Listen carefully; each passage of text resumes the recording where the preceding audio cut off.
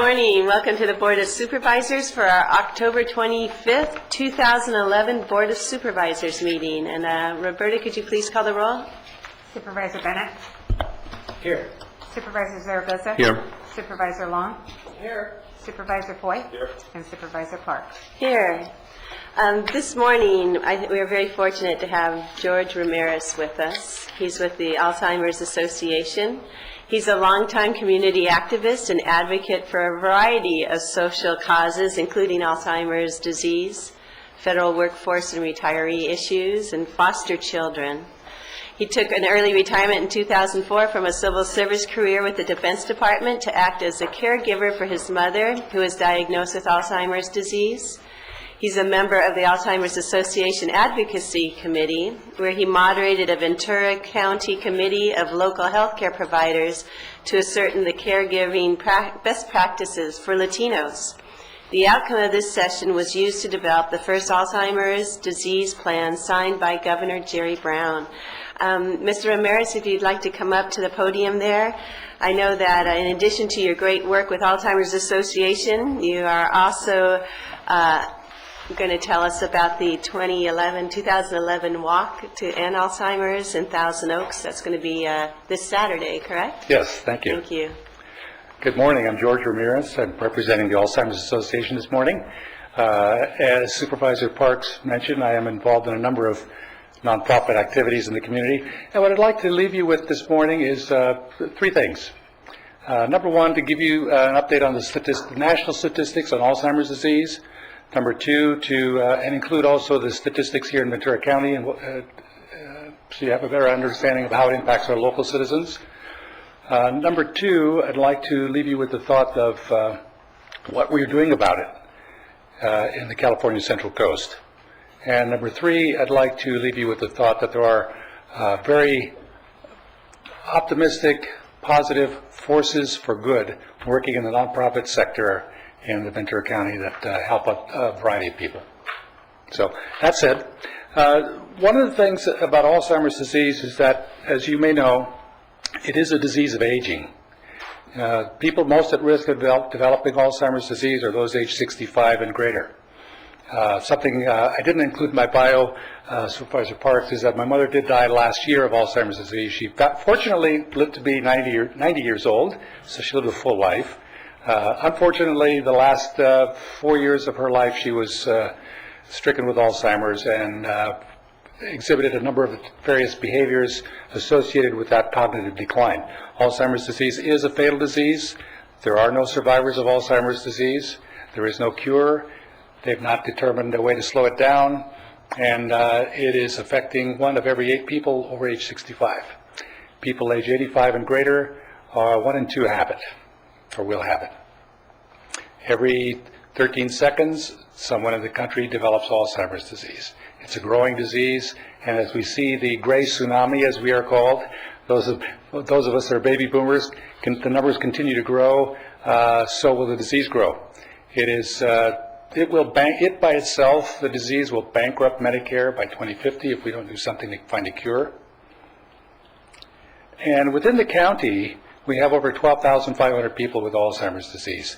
Each person with the disease typically impacts 3 other individuals who are caregivers. They're typically family members or loved ones, a spouse, in my case, an adult child taking care of a mother. It impacts us locally in a business sense because, like myself, I end up missing time from work at the Naval Base Ventura County. I ended up finally resigning to the fact that my mother needed more help than she was getting, and so I quit working. Unfortunately, we did not have long-term care for Mother, and we ended up paying for her care completely out of pocket. It was about $60,000 a year for 4.5 years, so that really put a dent in the bank accounts of my 2 brothers and myself. So that was quite devastating, and on top of that, a reduced income on my part to have to retire early. It's a little bit of a financial stress. It's been an emotional stress, and all of the associated emotional impacts of the disease that are pretty typical. What are we doing about it? In Camarillo, we have a Alzheimer's office. It represents the Ventura County region. We are part of the California Central Coast Alzheimer's Association. Our corporate office is in Santa Barbara. That's where our administrative office is. We have an office in San Luis Obispo County as well, on Higuera Street. What we do is we provide caregiving consultations for people. We have grants, which are dwindling, sadly, that provide respite care for people, so we can send someone into the home to give people like myself a break, so we can go grocery shopping or take in a movie or just go out and take a hike.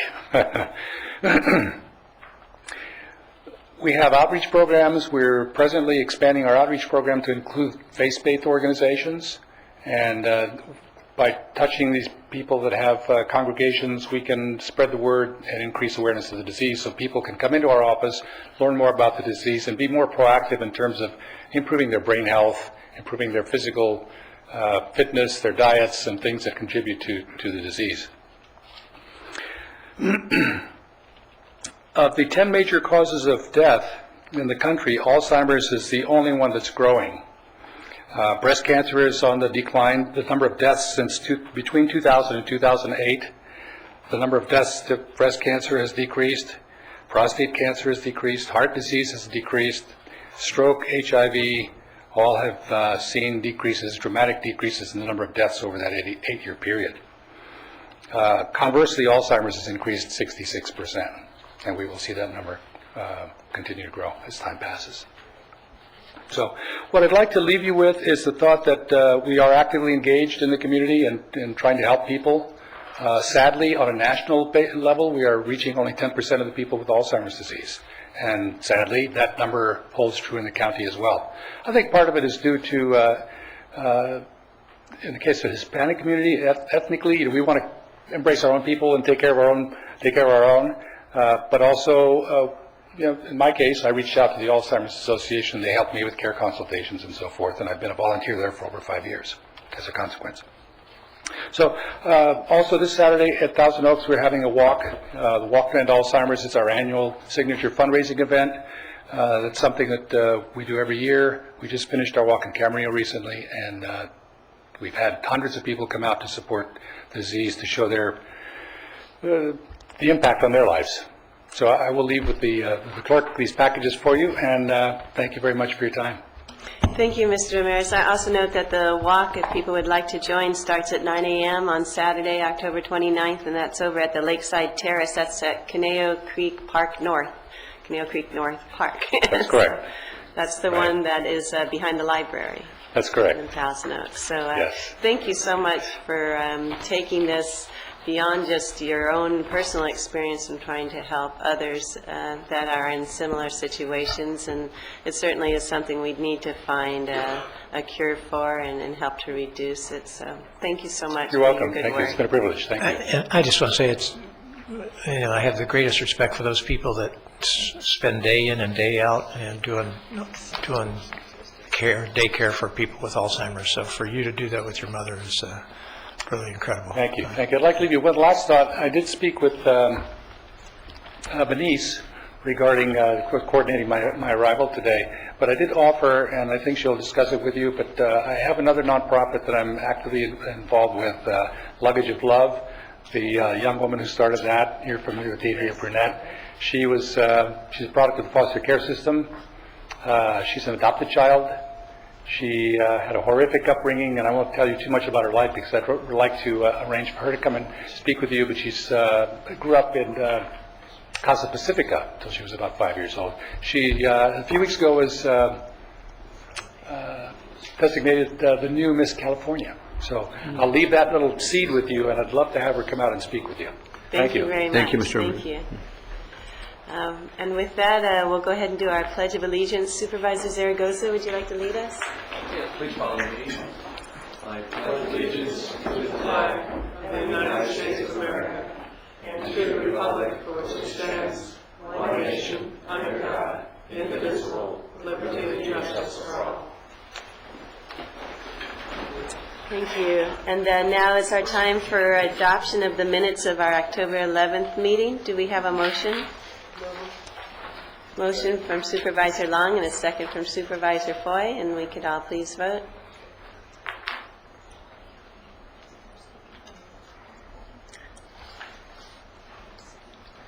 Thank you. And that passes. And we'll go ahead now to Mr. CEO Mike Powers and hear about changes to our agenda. All right, thank you, If Chair any. Parks. Just two minor ones. On 10 a.m., item 21, there's a letter submitted from Patrick Lohman from Lothrop Richards. It's item 21. And then regular agenda item 31, there's a revised board letter, page 2.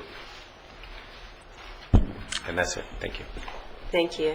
I would also like to announce this time that I will recuse myself on item 21. That's the Hagel Lumber screening process, and that's because I'm also a director on the board of SOAR, and while I haven't talked with our county council, I feel it is most fair for me to recuse myself, as SOAR has taken a position on this, and it is a private application request, so I will recuse myself on that. At this point, then, we have a motion to accept the agenda as revised. We have a motion from Supervisor Foy and a second from Supervisor Zaragoza. And then the opportunity to vote is upon us again. And with that, we have, hopefully it's unanimous. Yes, it is. Great. Our next item is item 7, which is our consent agenda items. And consent agenda items would be 10 through 20. Supervisor Long, you have a request? Yes, I'd like to, item 11, which is the Human Services Agency and the IHSS item. I'd like to just pull it for just some discussion, and I think good public information would be valuable to have it publicly brought forward. And then also on item 19, I'd like to just make some comments on that particular item. Okay. Do any other board members wish to pull any other items for discussion? Should we go ahead then, and we have the staff here on the IHSS one, and this is regarding the fraud prevention, correct? Yes. And that's item 11. Ms. Livingston? Good morning. Good morning. And do you have something specific? Well, I'd like you to just walk through the item, again, for the public's understanding of what we're intending to do with the IHSS and both the challenges in the future with that. Certainly. Yes, for the record, Melissa Livingston, Deputy Director of Administration for the Human Service Agency. Back in the Schwarzenegger time, there was a need to look at reforms for fraud prevention and detection in the in-home support service program. So he launched a very large campaign to initiate a program of support of that. And so for the last couple of years, we have received an allocation from the state for fraud detection, prevention, early intervention, and looking at program integrity efforts that we can institute in the county. And so for the last couple of years, we have had a very aggressive and collaborative program between the District Attorney's Office and the In-Home Support Service Program within the Human Service Agency. And as the report reflects, we have done some good stuff over the last couple of years. And the funding is this year is, again, as it's been every year, contingent on continuation of state funding. And as your board is aware, we're waiting for the December time frame to find out whether there will be revenue triggers for the state budget. And if, in fact, that does occur, we are anticipating that the funding for this program will be eliminated. And so the Human Service Agency and the District Attorney's Office see the value of the program, and even though we recognize that if this program is not approved or if the funding does not continue from the state, we will have invested in the program since July of this year for fraud prevention and detection and intervention at a cost to the county. And we have decided we would absorb those costs to keep the integrity of the program going, but at the point that the funding is authorized to no longer be provided, we would cease, our decision has been to cease providing that program. So I'm happy to answer any questions if I may. Well, one, I appreciate having you present this. I think it's something that, as this board knows, we have challenges with IHSS. When it was structured by the state, it was frankly done in somewhat of a vacuum, and our responsibility for the workers that provide services. And that we do have checks and balances in place that I think overall as a county we have between the work of the agency and the district attorney, we go after fraud so that we don't have some of the egregious cases that you have heard of. And I just think it's important that we continue to make sure that is a focus. Because the dollars are going to become more difficult, and with the state realigning so much to us in other areas, that they would push to realign this 100% to us will be very challenging.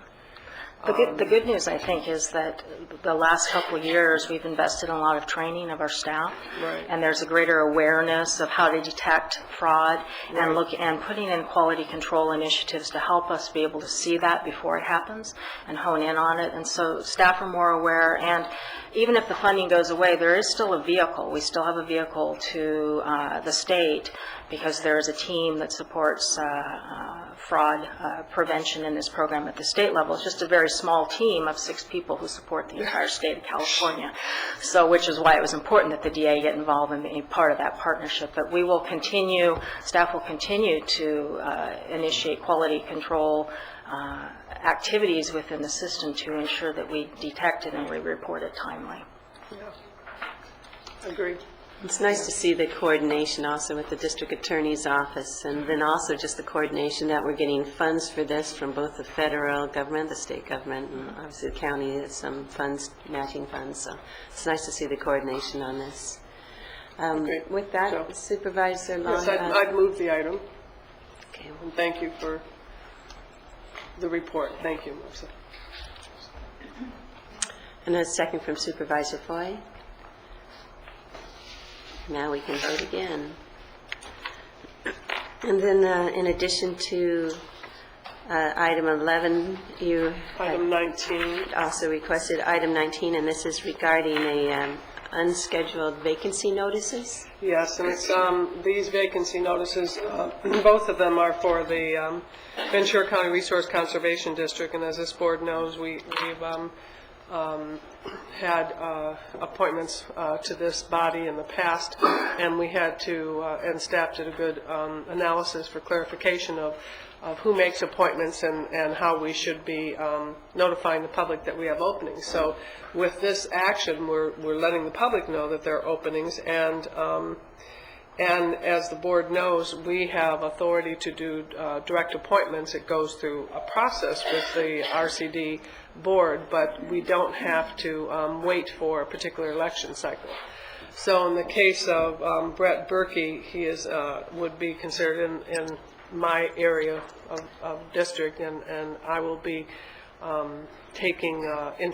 interviewing interested parties to make a direct appointment to RCD. So I think just to refresh the board's memory on this particular body.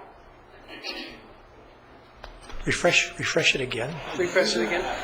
That we have they have a process for elections, but they also, we can through their RCD's rules also do direct appointment. So we don't have to wait for the election cycle. And we do the direct appointments Yes. ourselves. Yes. Thank you. Yeah, the supervisors nominate, and then the board would approve the filling of those 2 vacancies. The Board of Supervisors or the, Board of Supervisors would be the ones that appoint the 2 vacancies. And these 2 individuals, as Supervisor Long was pointing out, pretty much span both her district, that's Mr. Berkey, and your district, which is Mr. Asquith. And As I understand, the only qualification is property ownership. Right. Or representing someone who has property ownership. So I think that does open the field quite wide. So best of luck on that. I'm glad that we had our clerk look into seeing that there were vacancies. Yes. In general, we are notified. In this case, I think we reached out to them, having heard that there were some. Right. Okay, So so with that, I move the... item 19 yeah, separately. Just a public notice of the vacancies. And we have a motion, a second, from Supervisor Foy. Excuse me, please vote. And at this time, then, we can also vote on the remainder of the consent calendar items. And again, those were items 10 through 20.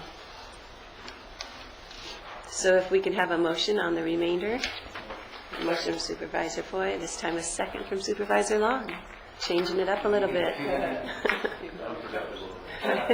Got to keep us on our toes. Thank you. If we could please vote. That passes unanimously also. And now we're at that wonderful time of our agenda where we have public comments. And Margaret Travers, are you our public comment speaker of the day? And representing the Ventura County Arts Council. Good morning, Chair Parks, supervisors, and Mr. Powers. I'm here to talk about art stuff, naturally.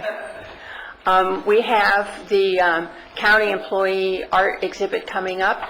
That's the main reason that I'm here. I've given you all the application registration form, which needs to be turned into our office by November 8th, just naming the intention to submit. That's the work doesn't need to be submitted until the 29th of November.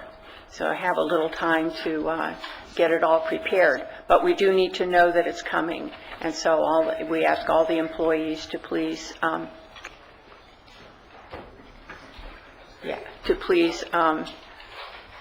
fill one out.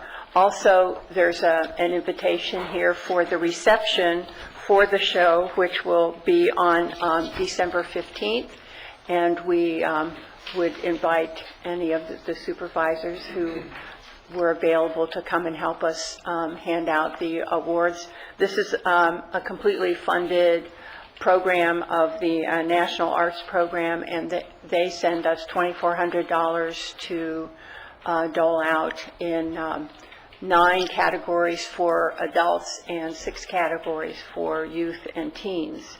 So it's a nice little package of change that we'll be handing out.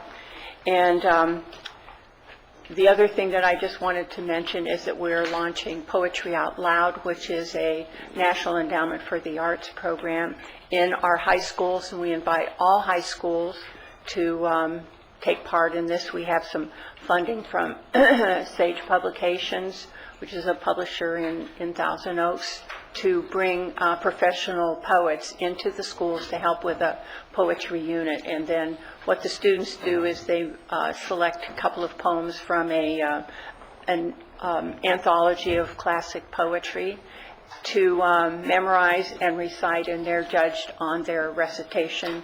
And this year we're working with the Simi Valley Cultural Arts Center to hold the county competition there in February. And then our winner will go to Sacramento. And judging from the pictures that I have from last year's state event, it was a lot of fun for the kids and quite an honor because the trip is paid for by the program. So that's exciting things in the arts world coming up, and we invite everybody to participate in the county employee show. You should do a great job of just keeping it moving around here and stuff. You and Todd, I see you here all the time, and Yeah. it's just, when I first got here, there was an artist that came and she wanted to put something up, and they said, "Oh no, you can't put anything on the walls." And the question was, why? You know, it's like those were the old days. Now it's just the opposite, you know. Yeah. This place would look so dreary without this steady movement of art and stuff. Well, thank you. Yeah, when we're putting up the shows, we get a lot of comments, both from employees and just people who are here doing business with the county on how much they enjoy it. And I think up on the fourth floor where they do their exercises, walking around, that gives them something to look at. I thank you so much for also making it so all-inclusive.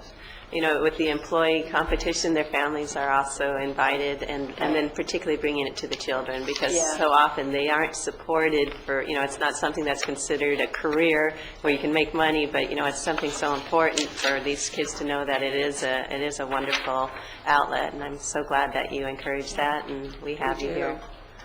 We do. The kids, the parents appreciate. Also, I wanted to mention that for the reception on the 15th, we're also would like to invite any performing artists, employees, or their children to entertain us at the reception, and they can contact the office about that. Great. Singing and dancing and jokes and magic shows, whatever. Thank you. Madam Chair, I'd just like to thank Margaret. I have some paintings in my office too that when I have visitors, people enjoy that too. And just walking over to the office, you know, it's delightful to see all that excellent art, you know, that we have displayed here at the county. We do. We're blessed with a lot of very fine artists in our community. We're happy to show them off. And thank you. Thank you. Mm-hmm.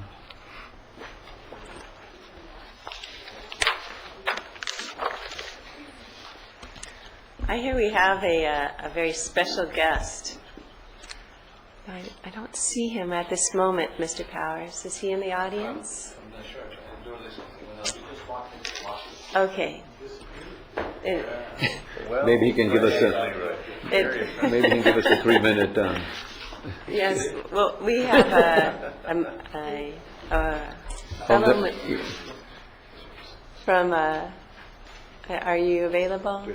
Yeah. Moving forward, a gentleman that has entertained us in the past with his incredible Yeah, there he is. magic abilities. I know it's a little unexpected. We thought we might have him next week, but he he's- suddenly appeared. Thank you, Lourdes. And so with that, Mr. Magic, please come forward. This is our public comment period, which Go is... ahead, Go ahead, come on up to the microphone. We generally allot 3 minutes for this. We get up to 5, but please, thank you for coming, and we look forward to your presentation. Mr. Magic. Thank you very much for giving me the opportunity to address the county supervisors.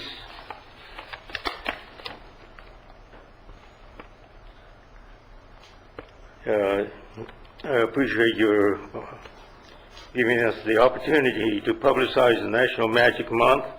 There is the month of October when Houdini was born. In fact, it is the month that I was born, 407 years ago tomorrow.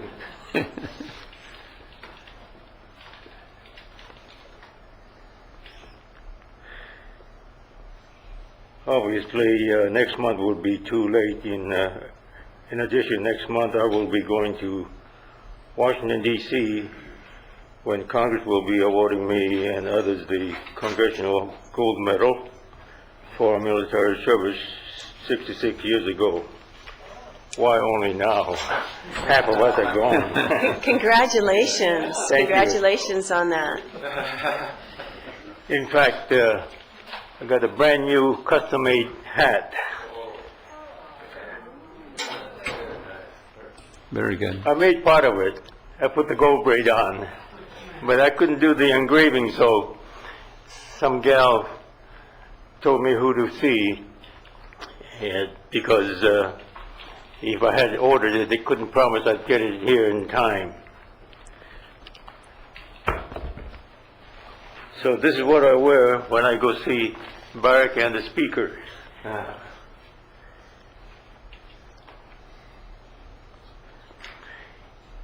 You know, the government works in strange ways.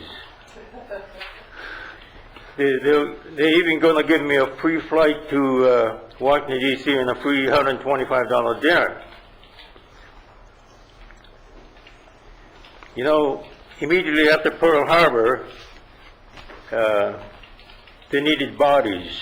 They don't care whether big, small, or your religious affiliation, or your nationality, or heritage.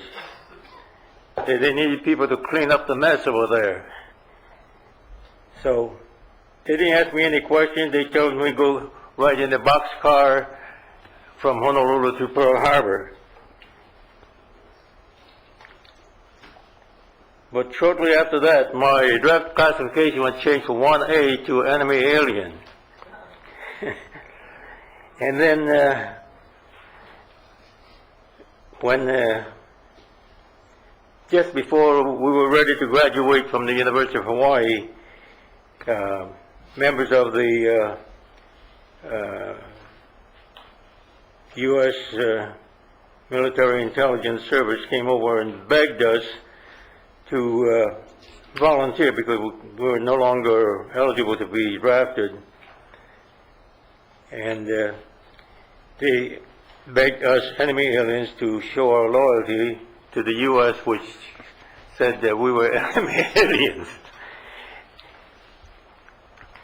Anyway, I'd like to show you what I have here. This is what's left over from all my efforts.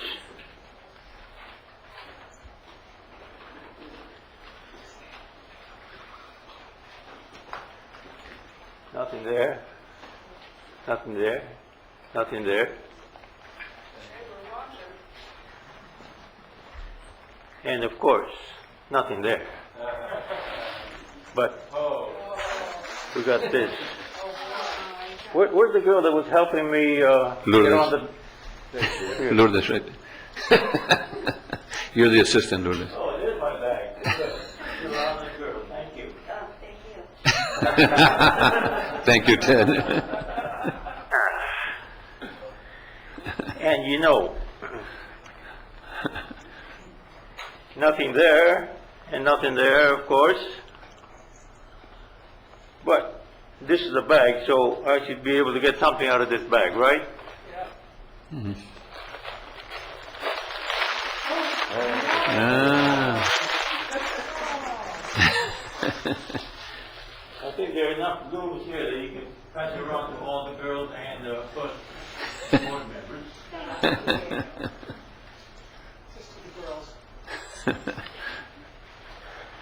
Peter will be back.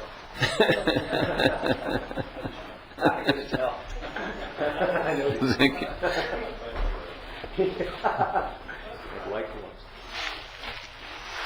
I've got a lot of mess over here. You know, we talk about healthy food, and the education department talking about apple a day business. You know, one of the first apples, if you know your pomology, was one which Eve gave Adam, and yet we call it Adam's apple. That's not right, is it? Now, you heard of Johnny Appleseed? Mm-hmm. And is that why they call the other apple Jonathan?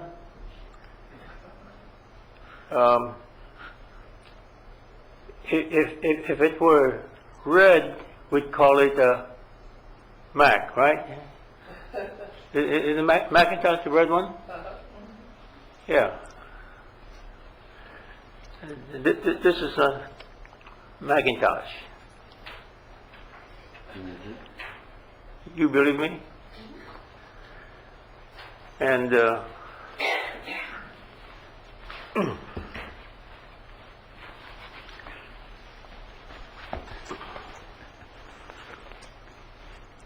if you were to take a bite out of this apple, this Macintosh, what would you get? A worm? You have to be up with it, you know? You would get,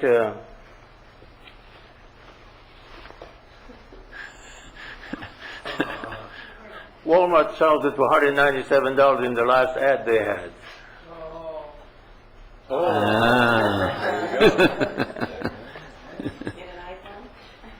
Well, I'm glad you enjoyed that. If you give me another 3 minutes, I'll show you how to bake a cake. Ted. Do we Mr. have 3 Wakai, more minutes? you have 2 more minutes. 2 more minutes, okay, I'll hurry over it.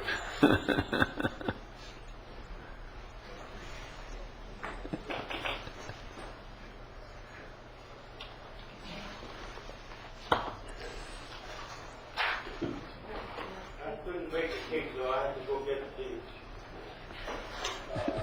fast food and get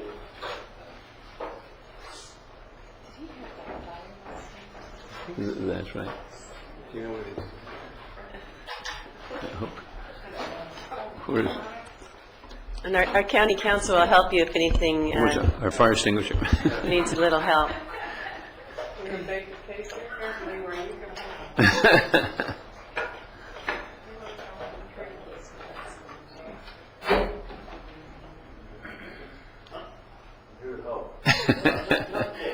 And Lourdes is going to help you too on the other side.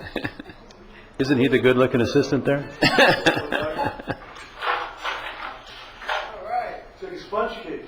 Mm. Uh-oh.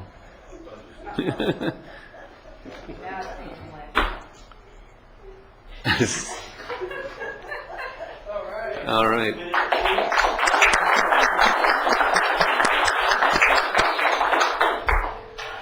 Thank you, Ted.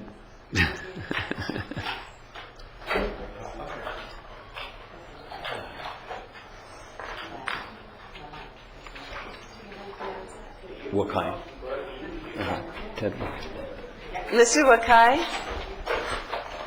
if you'd like to come back up to the podium, can you come back up to the podium here? And Lourdes can help you with your lunch. I didn't realize you had magic assistants over here. Yeah, we do.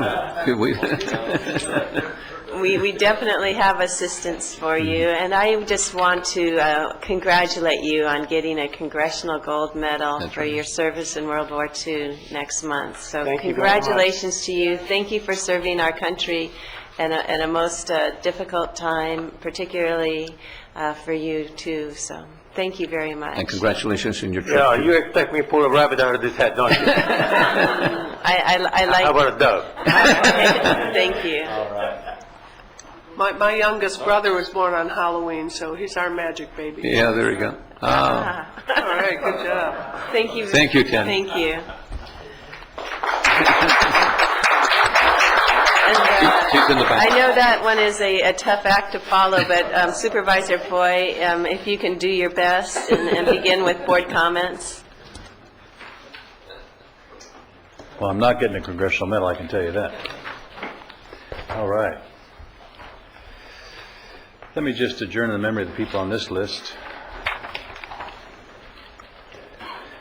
Couple things. I'd like to congratulate the Moore Park office of the CHP. They were recognized last week for their work in preventing underage drinking. In the statewide California Law Enforcement Challenge, Moore Park ranks second out of the 229 agencies throughout the state. The challenge is sponsored by the CHO, Office of Traffic and Alcoholic Beverage, so they've done a tremendous job working hard out there. That's good to see, no question. Also, I'd like to congratulate Moore Park residents Rick Korenthal for being honored as American Red Cross of Ventura County's Rookie of the Year. He joined last year and was a volunteer and was recognized for his positive attitude, excitement, and commitment. I guess this guy's everywhere and everything, so that's great to see. Also, one other thing is that we had the opportunity and the pleasure of attending the opening of Fire Station 43 over there in Simi Valley. What a nice place. They've done a tremendous job. It came in way under budget, which was great, and that was exciting. Those firefighters are going to enjoy a really nice place. And then the last thing is I'd like to thank everyone for going to Simi Valley last week. It was good. The people enjoyed it. I got a lot of comments of bringing the county to the people, the government, and it was great. And so I appreciate it. I know it was a little bit late night for everybody, but thanks so much for making it happen. Thank you. Thank you. Supervisor Long? Yes, thank you. Good morning. Couple of things. Last Friday, the annual Business Outlook Conference sponsored by Vasita took place, and I just wanted to comment on it that the focus was on business sustainability practices. And Rob Westberg, who's the Director of Facilities for Amgen, talked about what Amgen has done on their campus for sustainability practices and energy savings, and it really was very impressive.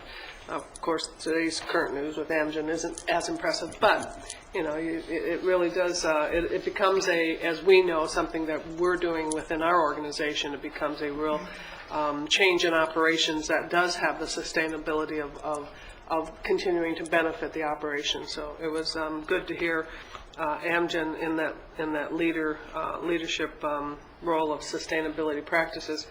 We also heard from Sean Dwyer of the Community College District, and they focused on the Community College District in addition to their campus operations, but also the workforce training models to grow future employees who are going to understand the energy operational savings and green sustainability practices. And so the college offering programming to work with employers to grow that workforce for them also, to have folks who have expertise in that. So that was actually it was a very good conference, and I wanted to just note that and thank Vasita for sponsoring that again. And then last week, Supervisor Zaragoza and myself had our town hall meeting, and I know he'll speak to it also. I think overall we had strong attendance from both the industry, but also from real people, i.e. people who were there to really learn how they might get some help if they feel they've been a victim of fraud. Some folks were there just to talk, not just, but to talk about their challenges with, in one case, two teachers, a husband and wife, who lost their home because they could not afford what became the escalating mortgage costs as two teachers in Oxnard. It was really, and he was very emotional. But there were at least 20 people there that I noted were talking to both the district attorney's office or SurePath, the credit counseling office, looking for assistance and help. So overall, I think it was well worth our effort to put that together. We'll be working with REFAT to see what next steps we may take to continue the public education side. It was taped by Oxnard City Corps and will be looped on the Oxnard channels for continuing that public education and outreach. So I thought that was good. I'd like to make a comment on that. I talked to the DA and the clerk recorder, said it was a tremendous event that you both did, well attended, really had the opportunity to help people right there. It was great. It did. It'd be interesting to be able to take that to other parts of the county and do that. It's hard. I mean, you did a tremendous job in advertising and bringing people in. It's hard to get the people, but they were really impressed with what you guys did. So that was good to hear. We had great cooperation from local service organizations like CAUSE and others to really get the word out and to help bring people in. So it did. Thank you. And then I'd like to give kudos to our healthcare agency. This is, as you know, October Breast Cancer Awareness Month, and last Friday, Saturday, and Sunday, our mobile mammography was stationed from 7 a.m. to 7 p.m. outside of KHA over there off of Market Street, and they served in that amount of time over 130 women who came for mobile mammographies. So now, of course, they'll process those x-rays and see what comes from that. But as we know, the important thing of breast cancer awareness is that early detection and prevention. So having the mobile MAM there and having KHA support and they're on the air promoting of it just was a tremendous turnout. So congratulations to HCA, Sheila Murphy, Dr. Lambing, many others who supported that mobile MAM being there, and good for us to do that.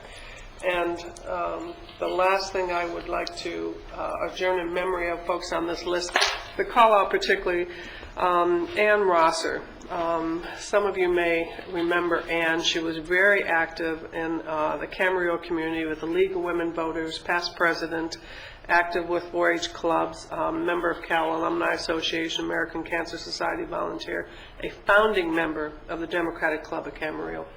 She had moved up to Oregon with her husband a couple years ago as they were aging, and he passed earlier a couple years, and Ann just recently passed. A dear, dear woman, very passionate about her community, and just and was missed. We missed her as they moved. We kept in touch with her, and then recently she passed away. So I'll submit this list. And thank you very much. Thank you, Supervisor Long. Supervisor Zaragoza? Yeah, thank you. I'd like to adjourn in memory of the folks in this list. And I'd like to add to what Supervisor Long mentioned regarding our town hall meeting in South Oxnard. We had, my understanding, nearly 200 people attend that meeting, and it was very, very good testimony. And as the supervisor mentioned, the two teachers were really emotional. This one gentleman just was sharing how he lost his home and how they worked so hard to get that property and then to lose it. And now with hopefully maybe the opportunity of buying a new home. So I want to thank the supervisor and also thank Lourdes from my staff and Lourdes Solorzano and also Martin Hernandez from Long's office, who really worked really hard to put this town hall meeting together.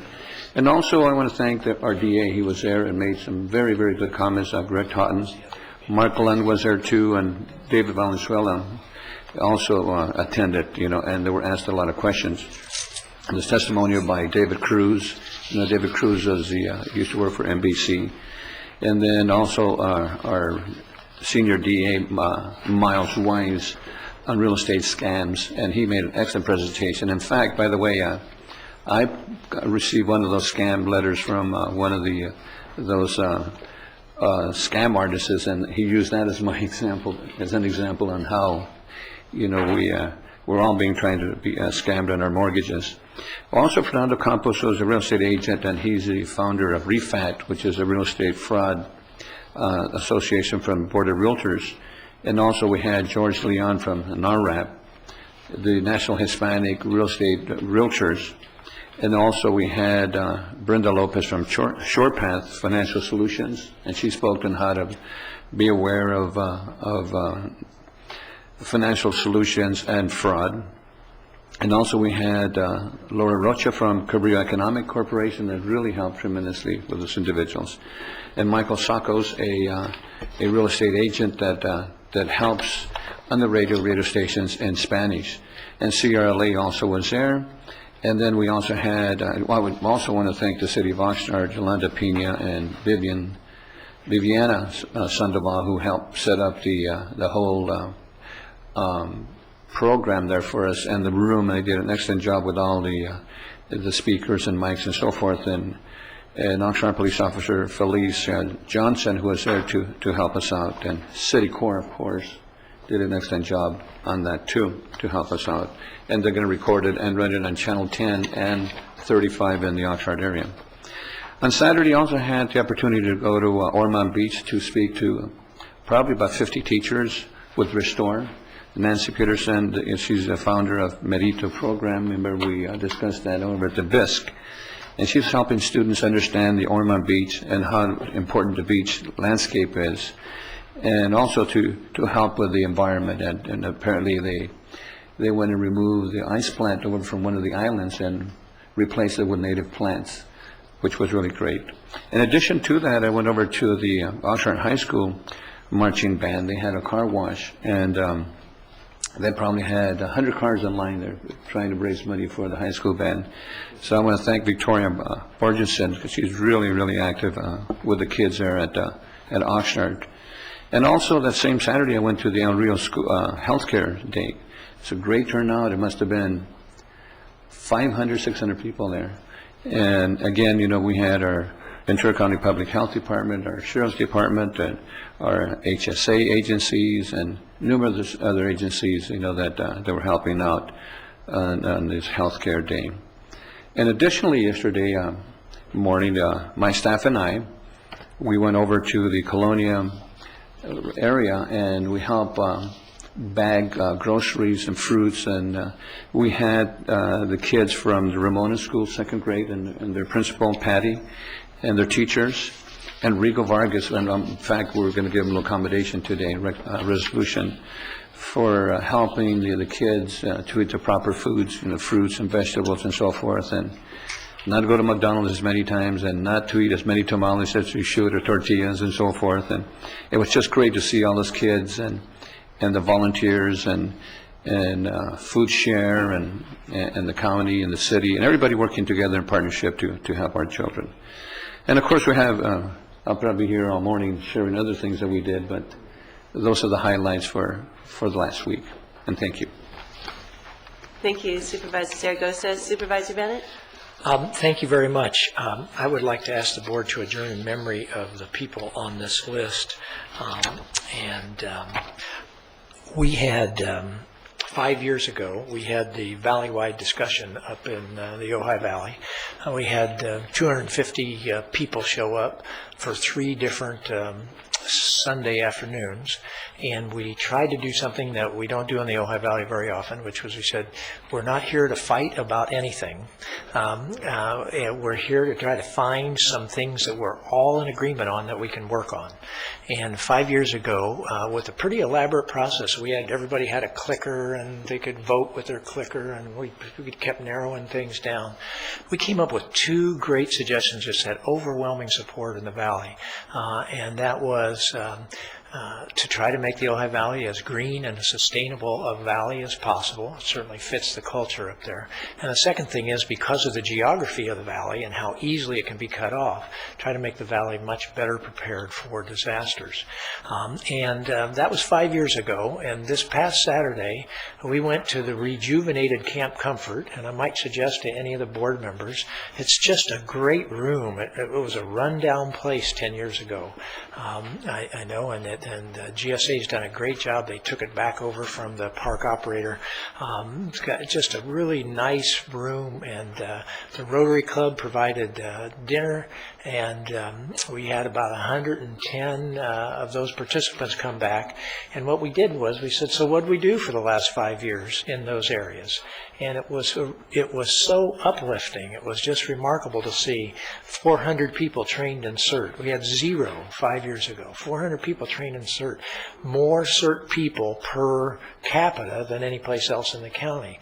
The neighborhoods of the Ojai Valley are certainly better prepared because of those 400 people being trained.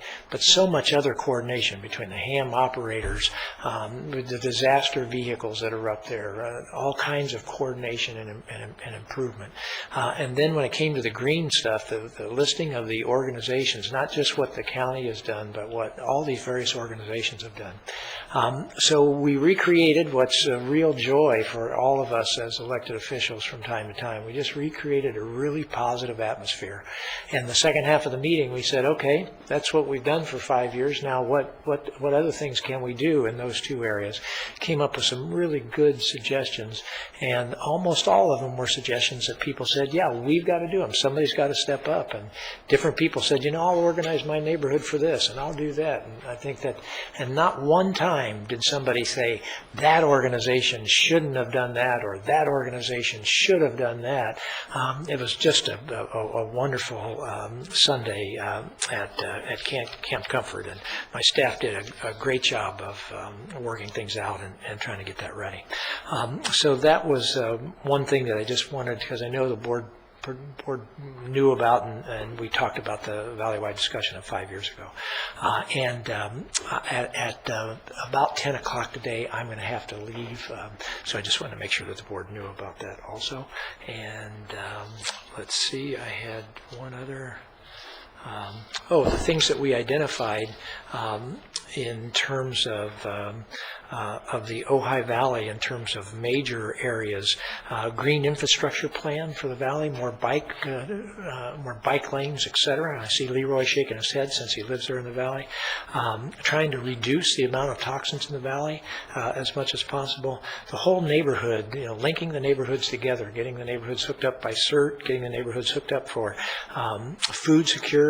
Are there plenty of gardens in all the different neighborhoods and stuff? Just and then watershed watershed management, you've got that whole Ventura watershed, Ventura River watershed roaring through there. And those are all major areas, and I think great things for us I look forward to 5 years from now seeing what we're doing there. Thank you very much.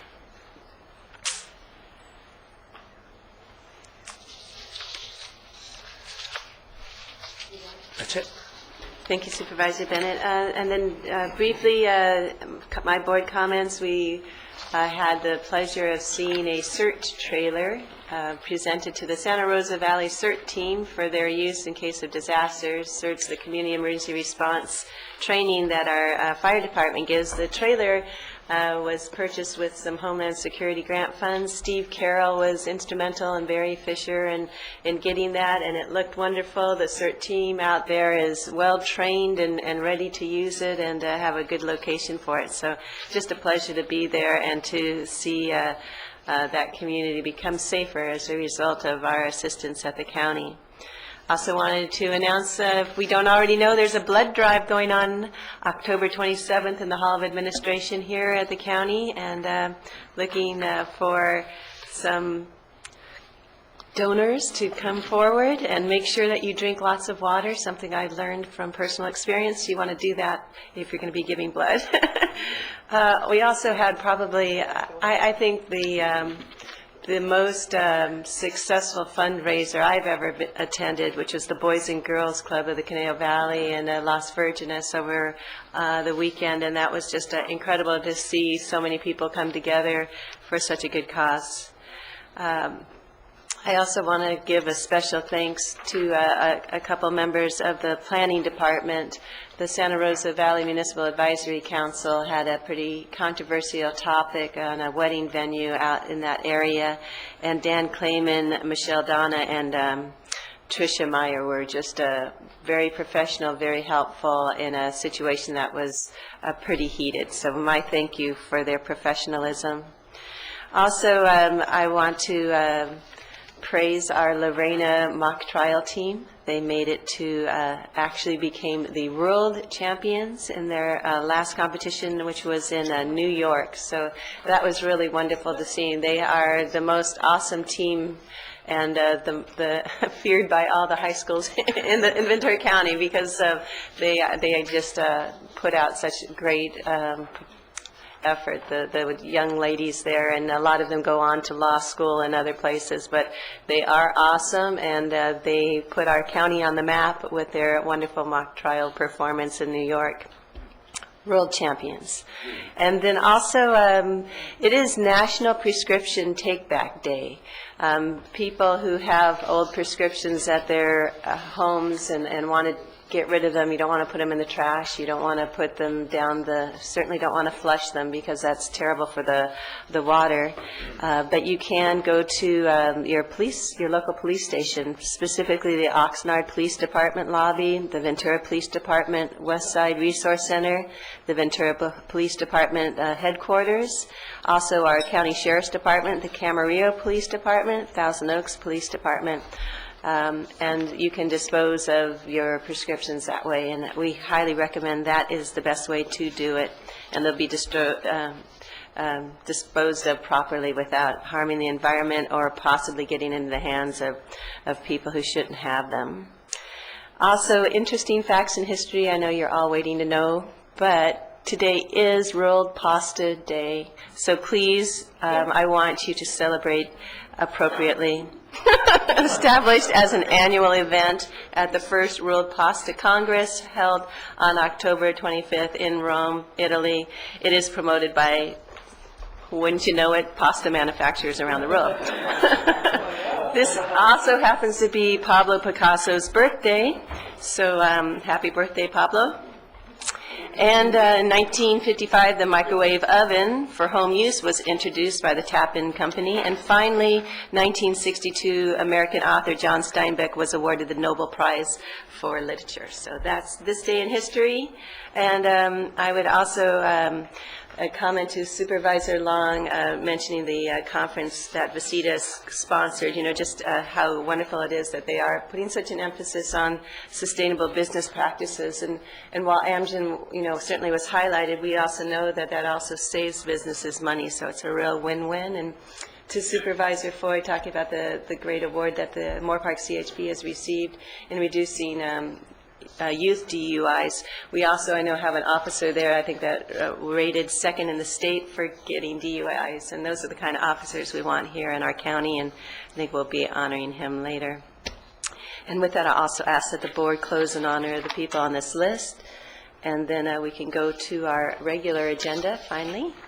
And our first regular agenda item is our healthcare agency. This is agenda item number 29, and this is regarding some sale of tax exempt paper.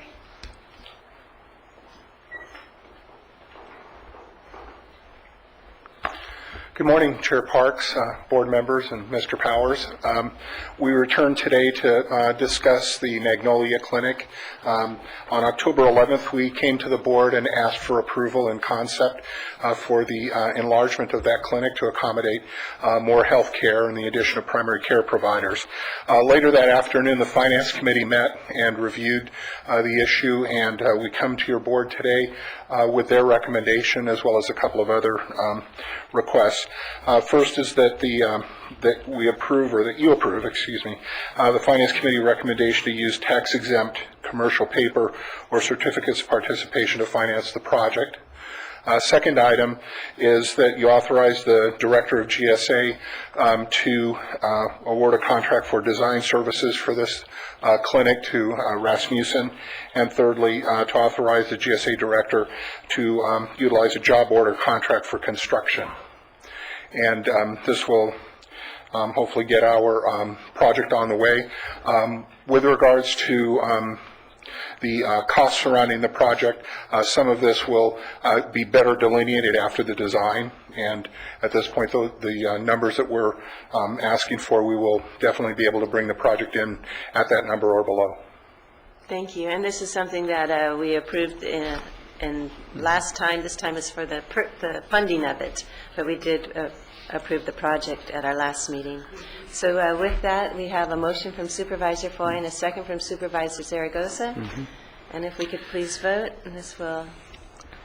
And Madam Chair, the important thing is to understand here too that we're not using general fund dollars too. It's important. It's operating revenues. Being able to centralize those resources. Did you want to? It's okay. No general fund money. Thank you, Bob. All right. Thank you very much. Thank you. And that motion passes unanimously. The next item on our agenda is item number 30. This is regarding a receive and file report on our accounts funds containing developer fees. And who will be giving this report? No one's jumping up right away. Why don't I put that in abeyance and go to our next item then? This is item 31. To Auditor Controller, item 30. And this Item is- 30, right, but I think at this point... Yeah, as I say, it's something we do Okay. every single We year. have a motion on this item and a second. Motion from Supervisor Bennett, second from Supervisor Zaragoza, and we could all please vote. And the item, Auditor Controller item passes. Yeah. Wait a minute, we didn't get the vote. I lost the vote page. Okay, just say it out loud, everybody. Yes. All in favor, please say aye. Aye. Any opposed? Any abstentions? Then it does pass unanimously. And now, we can go to item 31. This is with our CEO's office and regarding our insurance plan. Good morning, Madam Chair, members of the board, Mr. Powers, Ms. Bickford, Mr. Smith. I'm Susan DeMaio with County Executive Office Human Resources, here to request your approval of the Retiree Benefits Program rates and contracts for 2012.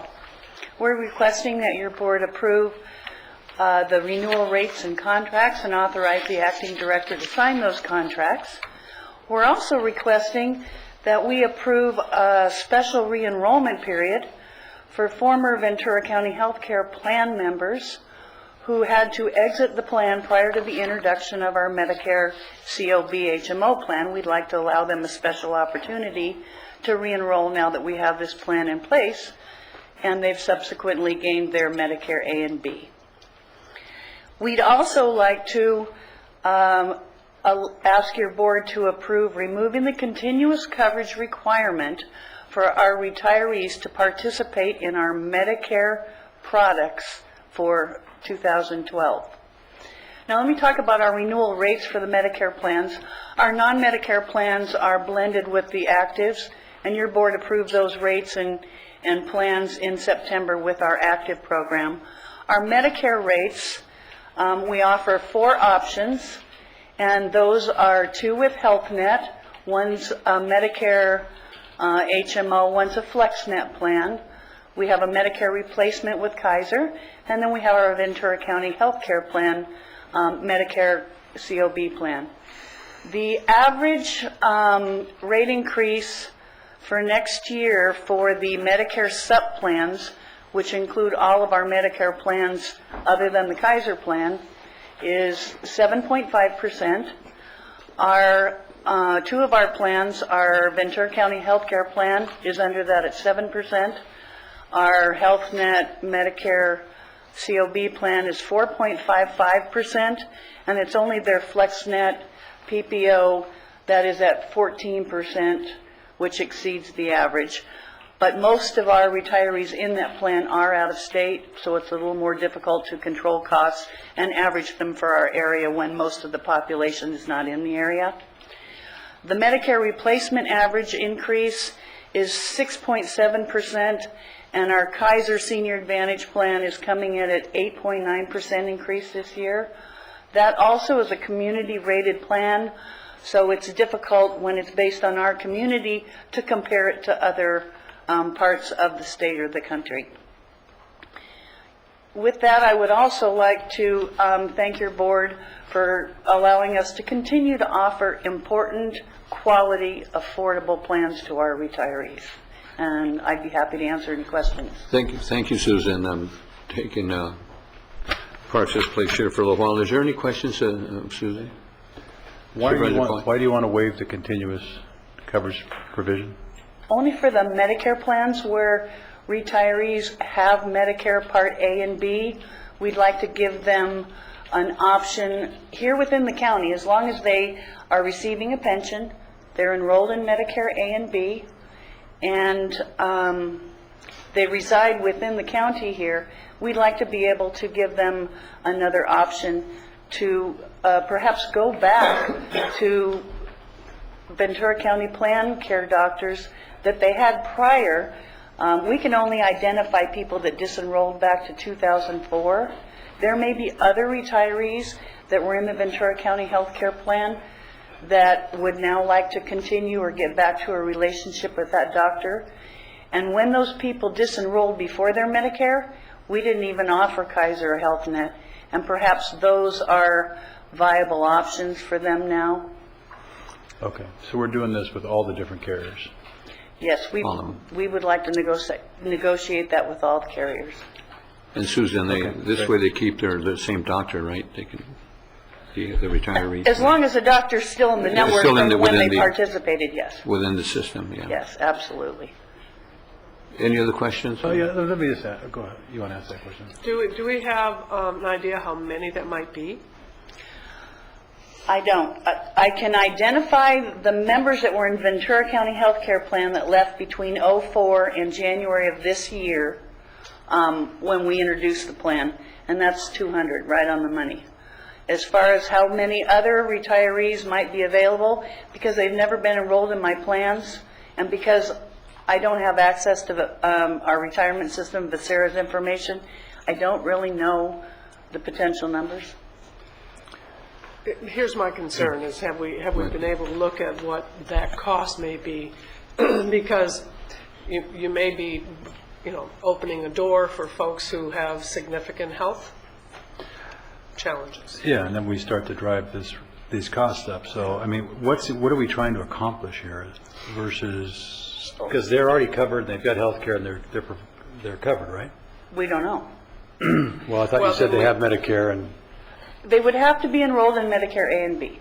right, this means, so they're already covered through Medicare. Right. So they're already getting coverage, I guess, so I'm just, Yeah, my fear is that over retirees' Have we been experience, asked? Medicare alone we been? wouldn't even cover 60% of their costs, and they would need to be covered with a supplement or some other plan.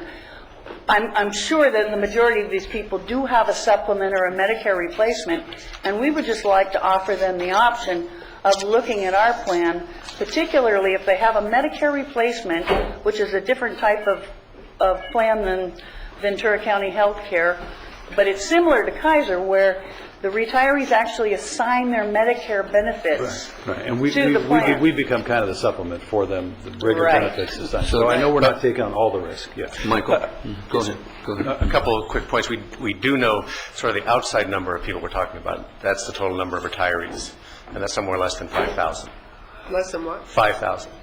So we do have that information. So in terms of, right, well, we don't know where all of them live, actually. But that's sort of the outside number. That's number one. Number two, this is, as Susan was saying, most of them are coordination of benefit plans, so Medicare is primary. It also maximizes choice for the retirees. We've had a lot of requests from the retirees over the years that they be allowed to keep their doctors, and so that we maximize their So we choice for have them. that request. And Absolutely. it's enough. And these risks have been evaluated by the healthcare plan. This is what they do with their actuarial studies to make sure it's appropriately priced, and so it can be appropriately managed by the plan. Well, one of the other biggest gaps out there that our plan completely enhances is all of our Medicare plans offer great prescription drug coverage. It's way better than Medicare Part D. And we think this is a big potential enhancement for people that have not purchased the prescription RX coverage or have only gotten into Medicare D with a donut hole. And our fear is that it's really put them at financial risk. So we want to give them the option. I understand that part. That's wonderful. It's just the system itself, as we understand, remember as we age, our healthcare costs get very expensive, and so we put the system at risk. And so, as Mr. Powers said, that we've already priced that to help mitigate the risk with different pricing for this, right? Well, with the Medicare being primary, and we are coordinating with that, yes, they've done quite a few studies to look at what the impact is. Yeah, Absolutely. And that's the thing I'm saying. I mean, I appreciate the idea of helping the people down the line, they're getting coverage, but we've got, we've got another 8,000 people here, the system that we want to make sure we keep in financially stable, so we have to be careful of that. So. And then just speaking in relation to the county healthcare plan, although I'm sure it's true of the other health systems in the county, more and more of our work is geared towards geriatric care and care of seniors and more complex medical conditions. So this dovetails nicely with the efforts of our local healthcare agency and actually with our medical community as a whole. In one sense, then, drive some of these people to our own systems that help keep to support and fund these systems. Public and private systems. Yeah, right, both of them. Okay, all right. Are there any other questions or comments? We have a motion from Supervisor Long and a second from Supervisor Zaragoza.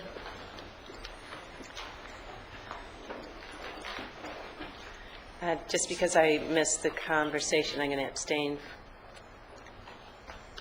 And I apologize, I had to step out. And with that, we all vote, and it's a 4 yes.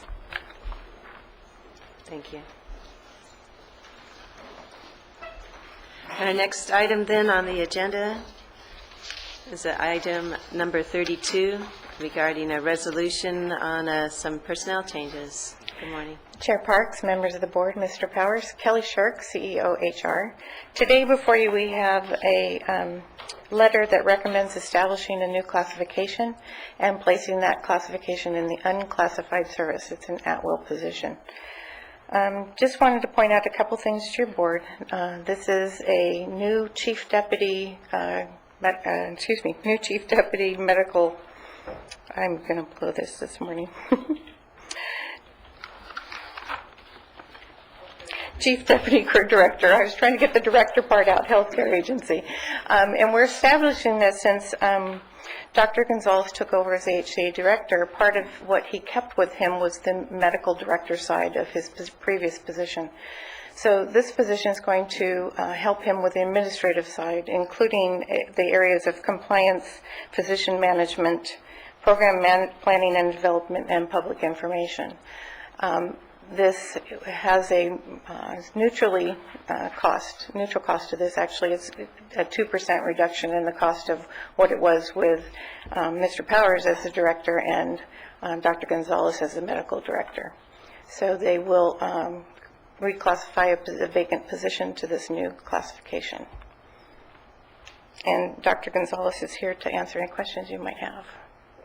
Okay, I guess I understand what you're trying to accomplish, bringing what was before, and then we take these two pieces, add them together, we get the same we're doing before. Correct. But at the same time, it sounds like we're able to do it exactly the same cost, even a couple of % less than we were doing before. Exactly, yes. Perfect, that's good. Good. Got to support that. We have a motion from Supervisor Long, second from Supervisor Bennett. If we could all please vote. Thank you. Thank you.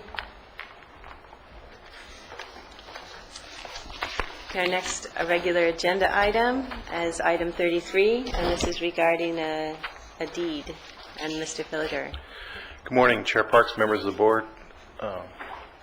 Mr. Powers, the item before you is request to quitclaim an existing easement that we have.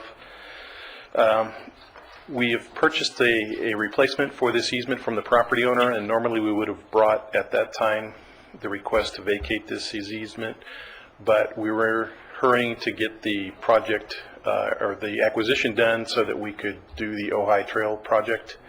And so in our agreement with the property owner, we agreed we would bring the recommendation to your board that we would get rid of this existing easement that we no longer need on this property. Thank Questions? you. Are there any questions or comments from the board? Not seeing any, would we have a motion from Supervisor Foy, second from Supervisor Long, and we could all vote.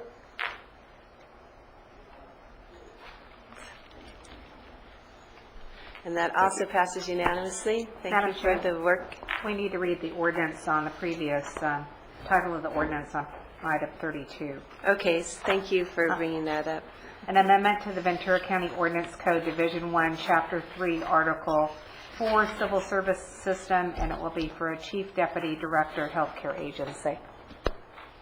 Thank you for that, and that did pass unanimously, as I understand this item also, 33? Correct. Thank you. Then that brings us to the last in our regular agenda. That's our correspondence agenda, item 34. And if we have a motion from Supervisor Long and a second from Supervisor Foy, we can all vote. Thank you, and that was regarding Cayugas Municipal Water District. Pardon? We haven't all voted. Which supervisor? No. All right, that passes finally, no, unanimously on 5-0. And I think at this time we could take a short break before our 10 a.m. time certain. Thank you.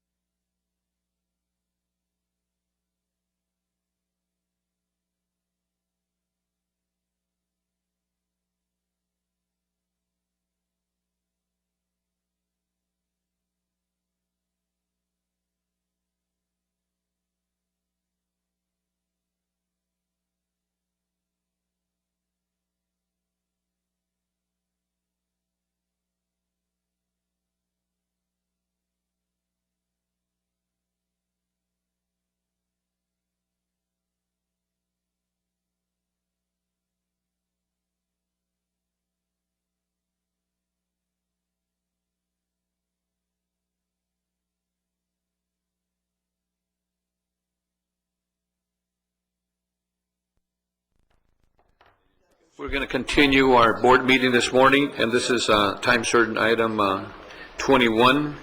It's a public hearing regarding the proposed text amendment ZN 11-002 to the non-coastal zoning ordinance filed by Hagel Lumber Company to establish a timber product storage as a conditionally permitted use in the ag exclusive AE zone and allow Christmas tree sales as an ancillary used within the AE zone. And staff?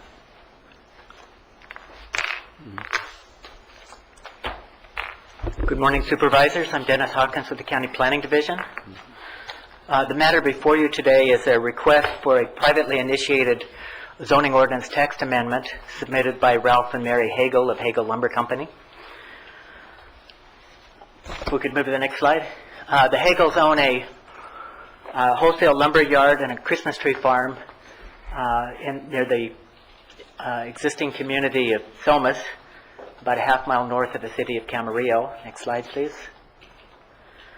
The Hagels own a little bit over 43 acres of land near the Thomas community. This slide shows their property in a little bit more detail. It's located between the Southern Pacific Railroad and the Arroyo Las Posas. The area designated in purple is the area that is within the confines of their existing discretionary permit for a wholesale lumber yard. The area, and that's just a little bit less than 5 acres. The area in yellow is about 11.5 acres and is the area that the Hagels paved and then expanded their wholesale lumber business to store additional lumber on. This was the subject of a zoning enforcement action because it violated the terms of their discretionary permit and also the zoning ordinance. The applicant subsequently signed a compliance agreement which provided that they would remove the paving and restore the land to agricultural production, but allowed an escape clause that said that they could apply for a discretionary action to provide a legal use on the property. Then they wouldn't have to remove the paving. And this is actually the subject of today's hearing. The area designated as green on their property is their existing Christmas tree lot, and the area designated blue is about 8 acres of land, which the Hagels indicate is not farmable because of frequent flooding. Next slide, please. The Hagels ordinance amendment consists of two principal components. The first one relates to allowing something they call timber products storage in the AE zone subject to a conditional use permit. The Hagels define timber product as both raw wood and finished lumber. And they also have proposed standards that would apply to allowing this use in the AE zone. There are 3 meaningful standards and 3 other standards that really have no meaning. The first standard would require that the storage of timber products take place adjacent to an existing lumber processing operation, which exists on existing M2 property. Second, timber storage may not exceed 10 acres in size and only 5 acres of paving. And third, no fabrication, manufacturing, or retail activities would be permitted within the 10-acre area. There are 3 additional standards which really are not very meaningful. The first requires that storage be of short duration. There's no definition of what short means, nor is there any way for the county to enforce such a provision, even if it was defined. Second, covered structures cannot exceed 5% of the property, and storage may not exceed 15 feet in height. These are standards that already apply to the AE zone and therefore are not terribly meaningful. Next slide, please. The second component... Can I ask a question real quick? Sure. You said those things are not meaningful, but what they are, they're just in, they're what's already existing, right? The last 2 that I read are existing provisions of the ordinance that already would apply. Well, you mean meaningful, but they're just not asking for anything above what we already do. Correct. So okay, so it's equal to what we're already doing. Yeah, thank you for that clarification. The second component of the applicant's request for a text amendment would be to explicitly allow sales of Christmas trees in the AE zone, subject to the same standards that currently apply to Christmas tree sales in the commercial zones. Next slide, please. The zoning ordinance provides that the zoning ordinance may be amended by your board whenever the public health, safety, or general welfare, or good zoning practice and consistency with the general plan justify such action. This slide simply lists topically the areas of the staff presentation that address this requirement, this finding that you must make. First, next slide, please. With respect to consistency with the general plan, the purpose of the agricultural land use designation is to identify irrigated lands that are suitable for cultivation of crops and raising of livestock. Development, the policies of the general plan, or at least some of the ones that are pertinent to this application, requires that when you have a discretionary permit in an AE zone, the permit should be designed to remove as little land as possible from agricultural production. Another policy requires that agricultural land should be maintained for farming and related uses, and that the introduction of unrelated uses is discouraged. Next slide, please. The proposed text amendment would result in the loss of at least 10 acres of important farmland, as defined by the state of California, and would reduce an unrelated urban land use onto agricultural designation, which therefore would be inconsistent with the purpose of the agricultural land use designation and would conflict with several policies and goals of the county general plan with respect to agricultural and farmland resources. Next slide, please. With respect to the zoning ordinance, the purpose of the AE zone is spelled out as being to preserve and protect commercial agricultural lands, and also to protect these areas from the encroachment of non-related land uses. Next slide, please. The proposed text amendment would allow the expansion of a wholesale lumber yard, which is not incidental to an agricultural use, and has the potential to harm the agricultural use by overcovering the soil and preventing the cultivation of crops or the raising of livestock. Secondly, allowing finished lumber storage activities in the AE zone would conflict with the stated purpose of the AE zone as provided in the non-coastal zoning ordinance, and that creates an internal conflict within the ordinance. Next slide, please. This slide simply shows the relative location of agricultural zones and M2 zones within Ventura County. This ordinance is designed to apply only to the Hagel property, but technically it also applies to any AE zone that happens to be adjacent to M2 zone with respect to expanding of timber product storage. Next slide, please. The SOAR ordinance was adopted by the county voters in 1998, and its purpose is stated in the title. SOAR is an acronym that stands for Save Open Space and Agricultural Resources. And the way the SOAR ordinance intends to save agricultural resources is by requiring a vote of the countywide electorate whenever there's a redesignation proposed of agricultural, open space, or rural properties, or whenever the provisions of this general plan are modified in such a way that it takes away protection of agricultural land. In either case, a vote of the people would be required. In our analysis, we've already talked about the fact that the proposed text amendment would be contradictory to the purpose of the AE zone. To fix that contradiction, it would be necessary to revise the purpose of the AE zone. In doing so, you create a conflict with the county-wide general plan. To fix that would require a general plan amendment, and since a change to the general plan to allow some kinds of industrial uses in the agricultural zone would decrease the protection of agricultural resources. We said that it's quite possible that a SOAR vote would be necessary. Next slide, please. With respect to the sale of Christmas trees in the AE zone, we recommend that this particular amendment is not necessary because Christmas tree sales is already permitted in the AE zone as well as the OS, RA, RE, and TP zones, as well as several of the commercial zones.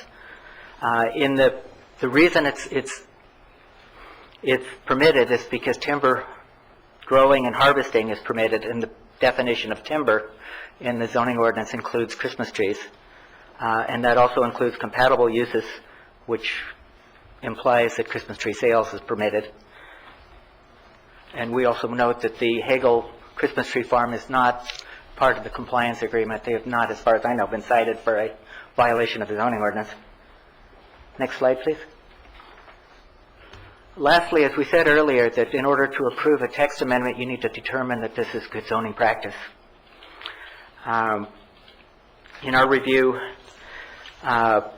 we've said that allowing expansion of a non-related industrial use in the AE zone would grant a special privilege to the Hagel Company that's not available to other industrial property owners in the county.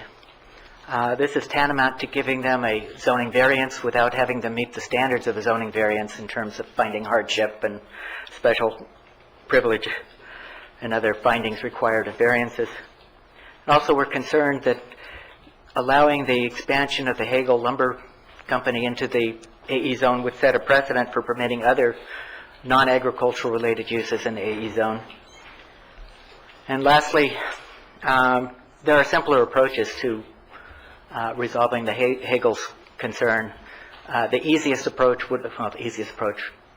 in terms of processing would be simply find a property large enough, find a property large enough to accommodate the growing of his company that's zoned M2 already. And as we said earlier, there are a number of places in the county, there's over 600 acres. I'm not sure how much of it is currently vacant and available, but that's one option. A second option would be to apply for a zone change and a general plan amendment. However, this would cause a countywide vote of in accordance with the provisions of the SOAR ordinance. We believe that this text amendment is intended to bypass or circumvent the SOAR ordinance. But as we said earlier, we believe that based on the string of logic that we provided earlier, that in fact even this text amendment would probably cause an amendment to the SOAR, cause a vote in response to the SOAR ordinance. Staff recommendation is that your board deny the Hagel Lumber Company proposed zoning ordinance amendment and not allow further processing of this entitlement based on the fact that storage of finished lumber on land designated agriculture by the general plan is inconsistent with the general plan's definition of what agriculture is supposed to be and the goals and policies of the general plan. It's also inconsistent with the purpose of the AE zone as spelled out in the non-coastal zoning ordinance. With respect to Christmas tree sales is already a permitted use in the AE zone. And last, the non-coastal zoning ordinance text amendment would not constitute, in our minds, good planning and is not consistent with the SOAR ordinance. We have received additional correspondence since the staff report was prepared. There's a packet of letters that was submitted to Supervisor Parks, which I believe your board already has. That is Exhibit 8. I skipped over Exhibit 7, which is a letter from Patrick Lockman, the attorney for Hagel Lumber Company. And of course, there's a PowerPoint that was presented by Hagel as well that your board has. With respect to the letter from Patrick Lockman, Mr. Lockman, not surprisingly, disagrees with the county recommendation. He believes that the Hagels are not expanding their lumber business. They're merely They're merely storing lumber, which is, in their view, consistent with the storage of firewood, which is considered to be agricultural-related use under the county zoning ordinance. He fails to see that there's a qualitative difference between storage of lumber and storage of firewood. We've responded to that question in a 7-page letter prepared by the county, which the applicant has appealed, and that matter will be going to the Planning Commission for resolution, and it's not really an issue for today's deliberation. What your board is asked to look at is whether or not this is consistent, whether this text amendment is consistent with the zoning ordinance and with the general plan, and is it good zoning practice. If your board has questions about whether or not how firewood operations and lumber operations are different, we'll be happy to answer those questions. But as I say, it's not really necessary in terms of your deliberations. We're available for questions if your board has questions. Thank you, Dennis. You know, if the board has any questions before I open the public hearing, do we? Let me make just a comment real quick. First of all, I have to say that I did take a tour of their facility with Supervisor Parks and Bruce Smith, Kim Philhart. We all went down and took a tour up there, so just to get that in the open. But I do have another question. Okay. You said important farmland. What are we using for that description? We have something somewhere that says important farmland that we use that? Yes, the state of California identifies 4 kinds of important farmland. Prime agricultural lands, statewide important farmlands, unique and locally important farmlands. This property was designated by the state as a mix, really, of prime and statewide important farmland up until approximately 2002, when the applicants paid the property. After that time, the state redesignated the property, recognizing that it was no longer available for farming, and it's now designated as developed farmland. However, the state does not look into the question of whether or not the change was done legally or not. And in this case, it was done as a part of the zoning violation. In compliance with the compliance agreement, the land is to be restored back to agricultural condition, and would thus again become prime and statewide important land. Okay, but as it is now, the state doesn't consider this important? The state does not. No, okay. Another question is, it says we can grow timber, it sounds like in this county, you can grow timber, you can harvest timber. Yes, you can. But we can't process it and store it. You can do preliminary processing under the provisions of the zoning ordinance. Preliminary processing would be allowed in, for example, for firewood production. In fact, that actually leads to the question that the applicant has raised. Preliminary processing is okay, but changing the nature of timber through a industrial milling process to precise standards, sanding, cutting into boards, changes the nature of the wood into an industrial product used for construction of homes and other structures. It's now a...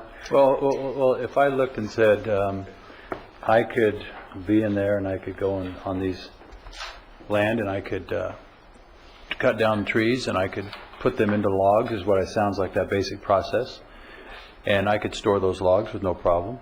But what if I'm storing those logs and we're selling those for log homes and that's all they use them at that point? It's a finished product that they're using. That's a commercial piece.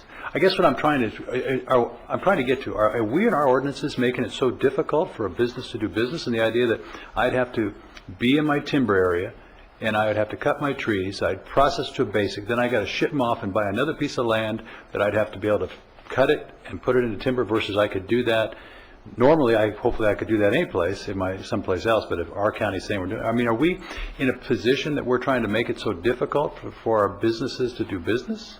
I'm not talking about Hagel, I'm just talking about when you brought this up, I'm thinking to myself, are you kidding me that we have to go through a process that I've got 1,000 acres of timber and I want to pick a little bit of it, and I want to cut it, and I want to do it here, and I want to cut it into process so I can find it and again sell it, so I can be a wholesaler and sell it off, but you're saying I have to ship that off my land and pay all that cost and then have it processed someplace else? If the Hagels or somebody else wanted to have a lumber mill, that's an industrial use. It's a processing. You'd send it to an industrial location to have it final processed. Now, preliminary processing is No, permitted. I'm not talking about Hagel, I'm just trying to understand our process. Well, let me give you an analogy. A farmer owns a plot of property and he decides to grow wheat. Mm-hmm. He plants it, he waters it, he fertilizes it, he harvests it. That's agriculture. Mm-hmm. He takes that wheat and he puts it through a threshing process to separate the wheat from the chaff. Mm-hmm. That's preliminary processing. He decides he wants to store it in a silo on his property. Mm-hmm. That's accessory and incidental to the growing of wheat. So that's allowed by the zoning ordinance. Now he gets the idea he wants to construct a bakery. I think, That's when the red lights come on, and we say, wait a minute, that's not farming anymore.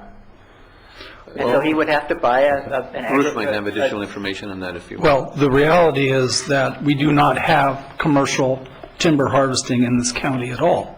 We have the only properties that are zoned timberland preserve in this county are Christmas tree farms. That is the only. This is not related, the finished product lumber is not related to agriculture in this county. It's a processing industry. It is really the end state processing. It would almost be analogous to saying, well, perhaps we should amend the code to store plastic parts on property because we allow oil development and exploration, and plastic is a derivative of that. And that's where it breaks down. We do a lot of things for those who are engaged in agriculture in this county to do what is necessary to get it to the industrial zones, eventually for its processing. For instance, tomato rendering plants is an industrial use. The harvesting and crating of tomatoes is the preliminary processing. And the reason is because the agricultural zone is not for inexpensive land so industrial uses can go on. It's for really the growing and harvesting of plants and animals. But not for processing. But not for the processing of raw materials. Let me just ask you, you just said in tomatoes, if I drive by and I see somebody packing tomatoes, cutting them or lettuce heads, putting them in a box ready to go, and they take them off to the stores, right? There really is no other additional processing that goes on in between that besides just getting them off to the wholesaler to be sold. So, I mean, are we doing that, we're allowing it in some areas, but we're not allowing others? Versus if I take tomatoes and then they're taken to a cannery and they're processed in something else. I understand that piece. But I'm just saying, is there the idea that if I see them pulling the boxes off the truck, packing the lettuce in it, taking that lettuce, and now that lettuce is already packed in a box, the same box I'm going to buy at the store? That'd be fine. And again, with lumber, if we had commercial lumber, actual industrial lumber cultivation here, it would basically be cutting and the ripping of the bark off the tree, and then the logs in the raw state would be then shipped to, either by water or by train, usually to a central industrial facility, which is more of a lumber milling process. And then that product is then itself shipped out. But going back to, let's say, cabbage, certainly the harvesting and putting in crates is fine, but if they had a facility out there to cut it up for coleslaw, that's really taking the raw product and making it into the finished product, which is the distinction that we make in this county regarding agricultural uses versus industrial or processing uses. But is firewood, what you said here, and it says firewood, we can store firewood, and somebody can cut firewood into small enough pieces into cords, and then they can sell that off? But firewood is for firewood, and it's normal harvesting and culling of usually what's in either on site or in the area. A number of ranches do engage in that, but it's not selling a finished product. You're cording it, cutting it for then sale to others. Yeah, but you're not actually milling it. You're not doing any of that process. The firewood itself, if it's corded, that's the finished product I'm going to use and throw in my fireplace, right? But But you can't process it right on site, is what you're saying. What I'm saying. You can't take that firewood and actually grind it up for wood chips to be made into wood board. Right, I understand. But what I'm saying is, somebody cuts it, stores it on their property, splits it into whatever sizes, then they're selling that off to somebody to put in their fireplace. I guess I'm just saying that to me seems like a finished product, because it's going to go into my fire. I'm not doing anything else except burning it. So is that, I guess what I'm trying to say, are we differentiating ourselves, some we're okay with and some we're not with, or what? Because it seems like to me firewood seems to be I haven't heard the explanation on the other firewood issue, but it just seems the idea that, to me, firewood is brought in, it's split, put in a cord, then I can buy a cord and I can stick it in my fireplace. I'm done. I just processed this all the way processed for what I'm using it for. Somebody else may take it and do something else with it, but is that not right? Well, they used to have pick your own apricots in the upper Ojai Valley. I go up there as a private party, and I pay them basically to harvest their, and I take their product away. That is fine. But there is a difference between what is involved in splitting and cording wood. That's not very involved, per se. A milling process, a lumber mill, is a very involved process, precise measurements, and they're constructing or actually making finished wood product for home or business construction. That's a distinction, and it may not be the most precise distinction, but it has been a long-standing distinction in this county. But Bruce, that's not allowed currently in the AE zone. I'm sorry, lumber? Splitting and doing modifications to materials and so forth. Yes, the splitting and cording of firewood is permitted and has been a long-standing use customarily in this county. We don't have lumber mills, and we don't have commercial timber harvesting. I'm sorry to interrupt you, but I just want to get that's okay. Are you, Dennis, sir? Were there other questions? Are you done? Yes, I am. Okay, then what I'm going to do then is open the public hearing, if there's no additional questions for staff, and then we're going to give the applicants, Mr. Hagel, Ralph Hagel, Pat Logman, and Tom Fig, 15 minutes to make their presentation.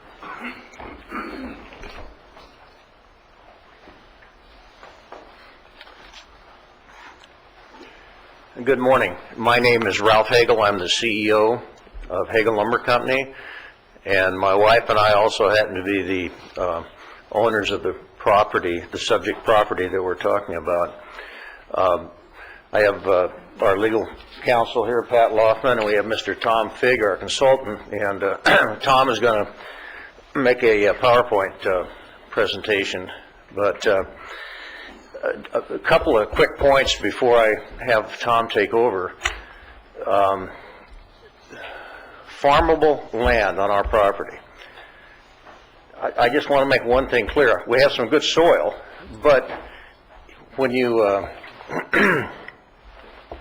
when you take out from the 42.23 acres, when you take out the M2, the 8+ river bottom acres that you can't farm, and 2 1920 farmhouses, roadways, we have 23 farmable acres. That's it, just 23 acres. I've tried over the years to lease that to farmers. They've tried it. It's not viable farmland. We're not contiguous to any other farmland. We're a triangular shape. We have M2 on 2 sides, river on the other. So for someone to say this is farmable, they're dreaming. It just doesn't work that way. And I'll let you get up in just a minute, Tom, I promise. As far as what we do with the lumber, it's indisputable.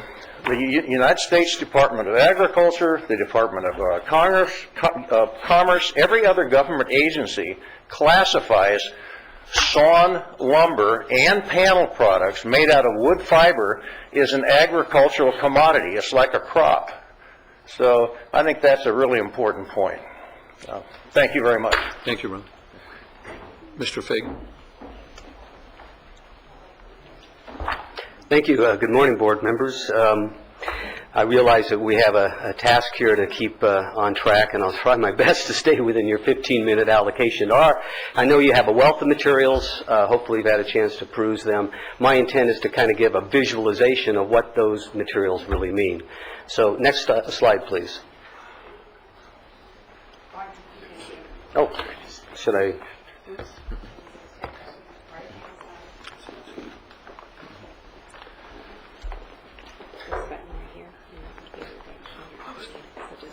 Oh, okay, thank you very much. All right. So, in summary, it really comes down to this. We're hoping, we expect, we hope to convince you that what we're after here is for equitable and fair treatment, a resolution that both parties can live with. And I have a number of examples that show that what is being done or what we propose to do is already an accepted practice. But before we get there, there are some elements that are weaved through a lot of your staff materials that I think, deserve some attention and I think to clarify. One is the presumption that paving is an unlawful use of any agricultural land. You can't pave on agricultural land. There is no such unilateral prohibition. We acknowledge that your discretionary permit process allows for you to regulate the paving process, but there's a lot of uses that are by right, that are exempt, that don't have a discretionary component. So if you're left with that misimpression, I think it's important that we all have a common understanding. Next, that it's been stated numerous times that Mr. Hagel has violated the zoning ordinance. That is not correct.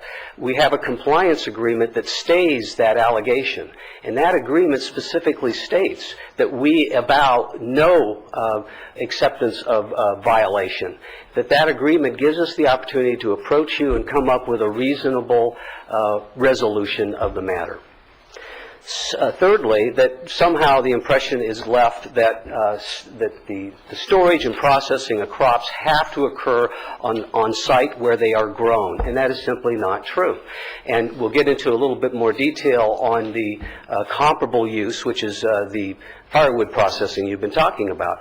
The ordinance specifically allows for the importation of product off-site to be cut up on a different property, and moreover, that wood doesn't have to be just raw timber. It could be anything. It could be a finished product. It could be a building that is then cut up and used for firewood. So it's not just raw goods, it's also finished product, and that is in your ordinance. And then finally, the idea that somehow this ordinance proposal is to circumvent SOAR is absolutely untrue. We have gone down this path at the direction, at the recommendation, at the suggestion of your staff, that an ordinance amendment is all that's necessary, that it's independent of having to do a redesignation of land use that would then trigger a SOAR measure. You've already seen this graphic that your staff presented, but I think there's two things we'd like to distinguish here. One is the area that we're proposing for storage of timber product is not 11 acres, it's less than 10 acres. But more importantly, the area in purple is a permitted part of Mr. Hagel's property to be used for manufacturing purposes. That is the milling of product that comes in off rail, the processing of that product, the administrative support structure to facilitate the business. That's in the purple area. The area in yellow is what we propose to be a passive use area for simply storing that product on a temporary basis until it can be shipped out. Totally distinct land uses. Now, they may be complementary land uses, but one is not the other. Well, we don't have to belabor this one. Your staff has identified, and I think it's helpful to have these 5 criteria for you to really kind of engage in a dialogue to determine whether or not our proposal seems to stack up with the requirements that your staff has laid out. And so we're intending in the slides that will follow take advantage of the framework your staff has already provided. So first we talk about general plan consistency, and really the applicable policies that bear on this issue come down to 3 principles. Preservation of land so that you minimize the impact and loss of ag land. compatibility, to make sure that the uses don't somehow threaten the use of adjacent ag land, and more specifically that it can either be a food or fiber or ornamental use. So timber is a fiber. It is a commodity. And then sustainability, and Mr. Hagel talked a little bit about the difficulty in making economic use of very small parcels. Well, your general plan addresses that very issue. So let's first look at preservation. What are we trying to propose in the body of that ordinance? Well, first of all, it limits the amount of acreage on a given owner's property. It could be used for timber storage, but more importantly, it can only be done when it's contiguous to a permitted manufacturing wood operation. That greatly limits where this might occur elsewhere in the county. No more than 5 acres can be paved. And that is a threshold that your county guidelines already recognize in terms of environmental significant impact. You stay below 5 acres, you don't have significant adverse impact. Then we also recognize that even though there are no ordinances that can compel the production of crops on agricultural land, but we do recognize that at such time as the timber storage operation was to cease, it ought to be returned to a condition that would allow for crop production. But again, as Mr. Hagel has indicated, and what I'll get into a little further, is that it simply isn't economic. And then finally, in order for this zoning ordinance amendment to be used by any given property owner, there have to be special circumstances that exist, including economic viability, that the amount of land area simply doesn't make it suitable for crop production. And there are other considerations in the case of Mr. Hagel, that the county itself has allowed a manufacturing use in air, but allowed a manufacturing use to be expanded onto AE zoned property. Pretty unique situation. So again, we're trying to craft something that recognizes the uniqueness of Mr. Hagel's circumstance. General plan compatibility. Well, it's really a two-part equation. One is timber a commodity? Absolutely, it's a commodity. It's recognized in your general plan as such. It's recognized in your zoning ordinance. And the Agricultural Commissioner's Office in its annual reports reflects it as a commodity. No question about it. Timber is an agricultural product. But more, I think, importantly, is what does the zoning ordinance currently allow in the way of unrelated agricultural uses that don't require an amendment of the general plan? They've already been deemed to be compatible with the general plan policies. And there's a number of photos there that give you an idea. These are allowed conditional uses in an AE zone. Includes private airstrips, bed and breakfasts, renewable energy dams, cultural interpretive centers, and recreation facilities.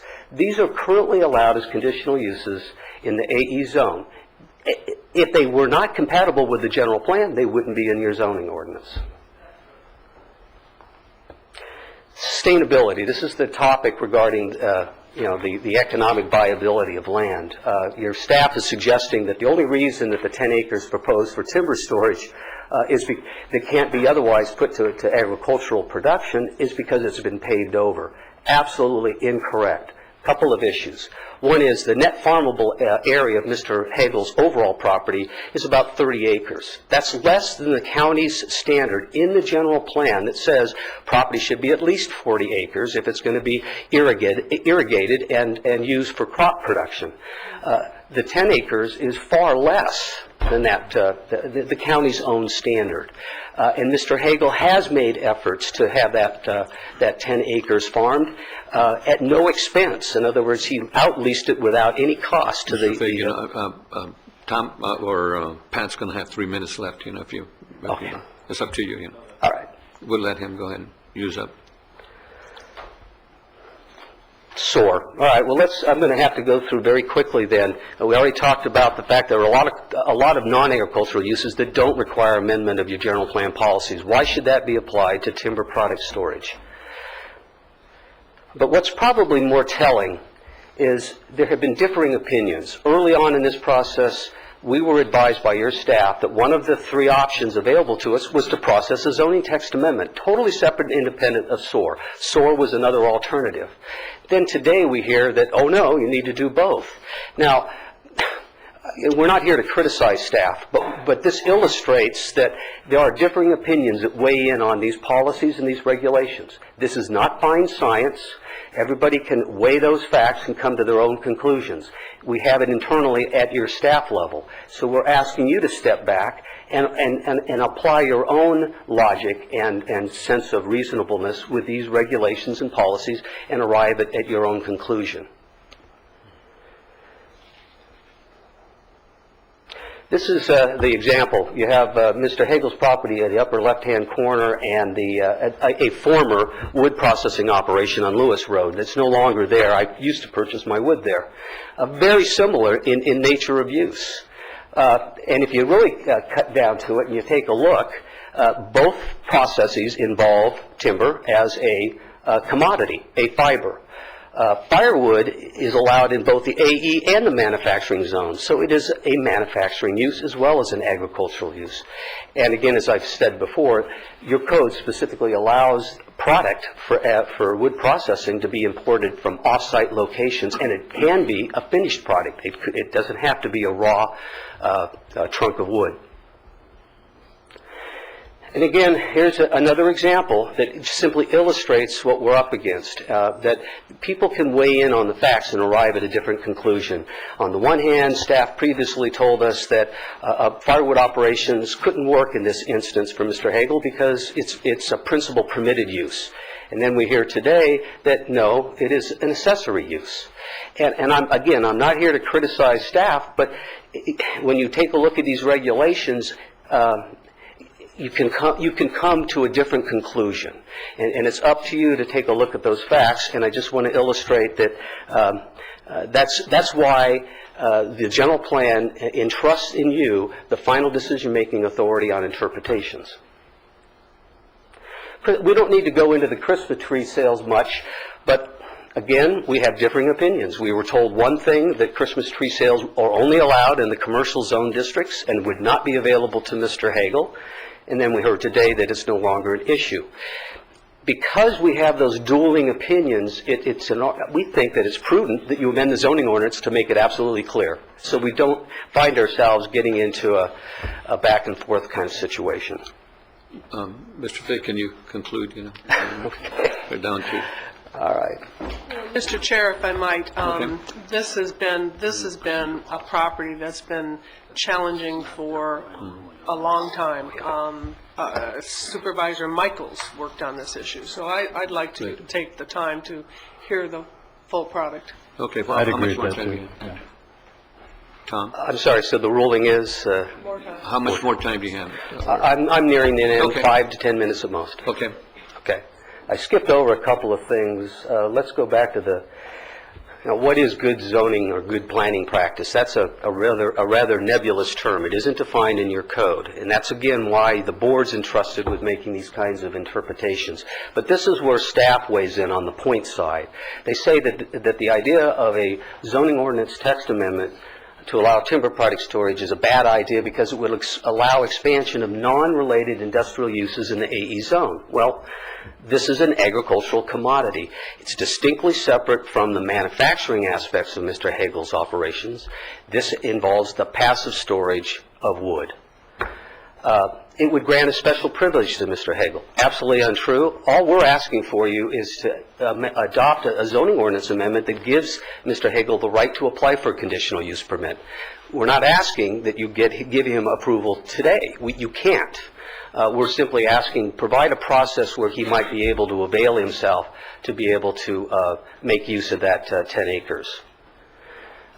Staff suggests that this is going to set a precedent, that the sky will fall, and that the permitting non-agricultural uses on AE land. Well, again, we seem to have this reoccurring problem, is that timber is an agricultural commodity. Timber product storage is distinctly separate from that of manufacturing, milling of wood. And then finally, the statement that this ordinance amendment would circumvent SOAR, or the intent is to circumvent SOAR. well, that would then call into question, why did staff suggest that we move down this path 2.5 years ago?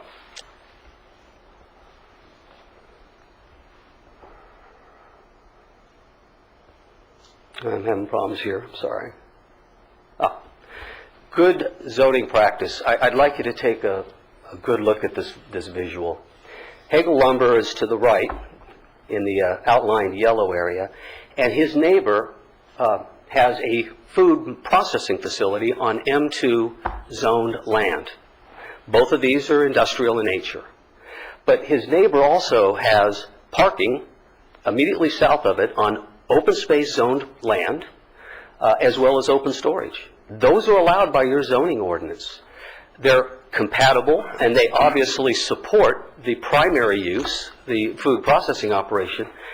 Why is this allowed, and Mr. Hagel's not able to have the storage of a wood product that's incidental and compatible and complementary of his manufacturing component?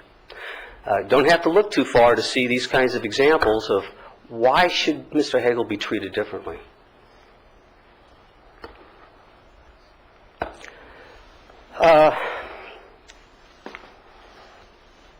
I guess we've kind of touched on this. That there's a concern that somehow that this might open Pandora's box, and that is absolutely untrue. There is a very limited amount of land that would meet the criteria and the test of the zoning ordinance amendment we've proposed to you. We know of no other wholesale lumberyard operations. We had that information gathered through your planning department. So it would be an overstatement or an overreach to suggest that this is somehow going to be owners are going to advantage themselves of this zoning ordinance amendment. And finally, this is another example of differing opinions. Early on in the process, we consulted with the Ag Commissioner's office, and that was at the suggestion of your planning staff, to vet out how would a zoning ordinance amendment how would it look like? How would it be compatible with their interests? And early on in the process, over 2 years ago, we got a very favorable review. And now, today, we just learned in the course of your staff report, a new letter has come from the Ag Commissioner's office, October 12th, that says just the opposite. Again, we're not here to raise issue with staff, but it just continues to illustrate this is not fine science. You need to weigh the facts and arrive at your own conclusion. So we conclude by how we started. We're looking for fair, reasonable application of your policies given the circumstances at hand. Again, in summary, we're hoping that you'll clarify the zoning ordinance to allow for Christmas tree sales in conjunction with the tree farm operation, that we proceed, or you direct your staff to proceed with the zoning ordinance text amendment regarding the separation of manufacturing of wood products from that of wood product timber storage. And then an area that we kind of got lost in the works, but hopefully you've had a chance to review, has to do with the concept of by right uses. And we were hoping to make use of about 1.5 acres to support the Christmas tree operations. That is off-street parking for seasonal sales. They can get a lot of people coming out. And we're hoping that you would concur with our analysis that that's a by right use. I guess to wrap up, there are other options you have. If you're not comfortable with zoning ordinance text amendment, which we feel is a very prudent course of action, you have other ways to go. You could redirect your staff to consider that firewood operations is a comparable use. It has equivalency to a timber product storage. That may be a simpler path to take. But whatever you decide today, we would hope that you would give clear direction to the staff of what you expect. Give guidance, because we've already expended a considerable amount of time and money to get to this point, and it would be very helpful if you would advise your staff of what's your thinking. What are you hoping to see at the end of the day, so that we can jointly work out those details.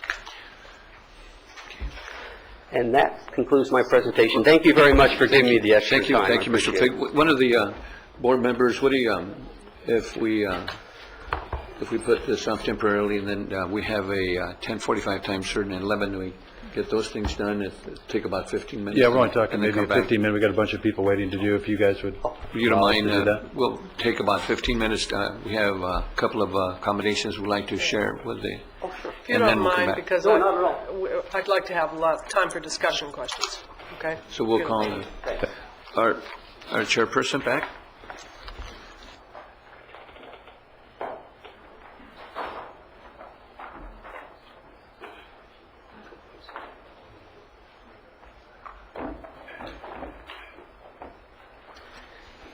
Okay, Roberta, or go to our next time certain, which is our 10:45 a.m. presentation of a resolution recognizing Monday, October 24th, as Food Day in Ventura County. And I'll turn it over to Supervisor Zaragoza. Yes, and I want to thank you. As I mentioned this morning, I'm really, really happy to have attended the National Food Day yesterday in Colonia, and with Rigo and the Ventura County Public Health Department and Food Share, and I see quite a few participants here that participated yesterday. Can you wave your hand? We packed a lot of fruit yesterday, and we had the second graders from Ramona School and the principal there. And what I'd like to do, Rigo, at this time is read this resolution on behalf of the Board of Supervisors as in recognition of National Food Day, whereas Ventura County Public Health Department and Food Share Incorporated of Oxnard have partnered in an awareness effort to promote safe, healthy foods, and whereas education regarding obesity and diet-related diseases promoting healthy eating is a critical factor in improving the overall health, and where supporting sustainable family farms and local ag benefits our local economy. Now therefore, that it resolved that the Ventura County Board of Supervisors does hereby designate Monday, October 24th, 2011, as National Food Day in Ventura County, and it further be resolved that Ventura County Board of Supervisors reaffirms its recognition of the needs of Ventura County residents to make the healthy choices regarding their intake of food, and applauds Ventura County Public Health and Food Share Incorporated of Oxnard for the multiple ways that they respond to the needs of every day of the year in our county. And I want to congratulate, go down and present this to you, and thank everybody that's here today. Thank you, Supervisor Zaragoza, Chair Parks, members of the board, Mr. Powers. Thank you for this resolution.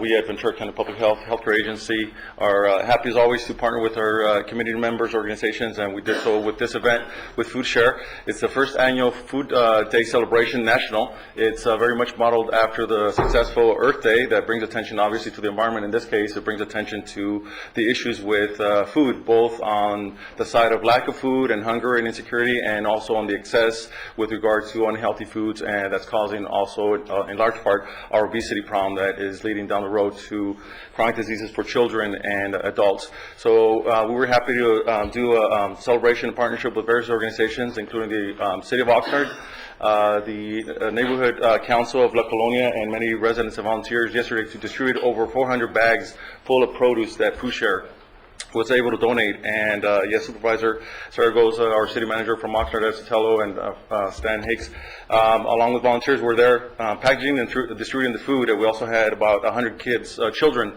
second and fourth graders, there to learn on the spot, hands-on, around gardening and eating healthy. We had food demonstrations, cooking samples that were distributed to over 450 people. So we feel that for our first annual was a very successful event. We hope to do it countywide, such celebration. And again, thank you for this resolution. My colleague here, Fran McNeil, has a few comments as well, and we'll have the volunteers step up as well for some pictures. But a few comments? Just very, very grateful for your recognition of this launch, which now will become an annual event. We're so pleased to be able to promote our commitment with the collaborative effort with public health. It's been a wonderful adventure to see this launch, to see those children come through, to see them get their little seedlings of, I believe, peas that were already planted and germinated, so they don't have to watch and wait for it to germinate. They can now watch it grow, and hopefully harvest some peas and have some great taste samples. Our goals in this collaborative are really to promote the health and well-being, healthy eating, and work against the diet-related chronic diseases that are just rampant not only in our county, but in our nation. And so this collaborative has been a great effort of a lot of people working together, and it was a privilege to be a part of that and to help. And you missed the taste testing. It was delicious. Thank you. Thank you so much, and it was great to see the little kids out there, you know. Yes. In fact, one of the children said, am I going to be in the newspaper? And there was a beautiful picture this morning in the paper about that. So thank you. And we'll have staff from Public Health and food share along with the community residents of Oxnard. Come Should we stand back? Sure. Madam Chair, just a quick comment. If you ever want to see really passionate people work guarding the public health of our community, really watch the public health team and the food share team out there. Their enthusiasm is extraordinary. It's so nice to bring the youth in also.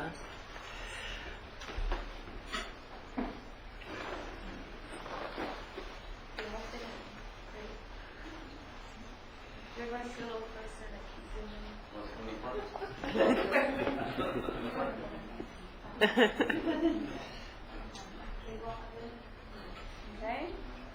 All right. Sarah, you want to get in there? 1, 2, 3. One more. Great. Thank you. Stan and Dr. Gonzalez, can you join us for a picture? One more shot. You just really realize how important it is to make healthy eating a habit, and a lifestyle. And helping with children is so important because they're our future.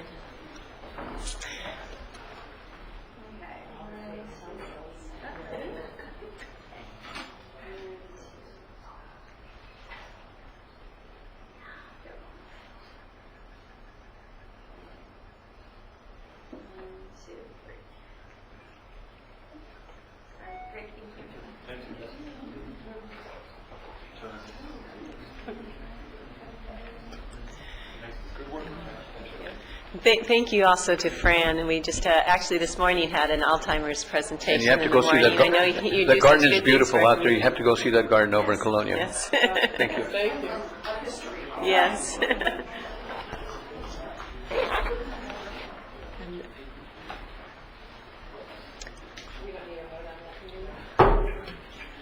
Thank you for bringing that forward, Supervisor Zaragoza.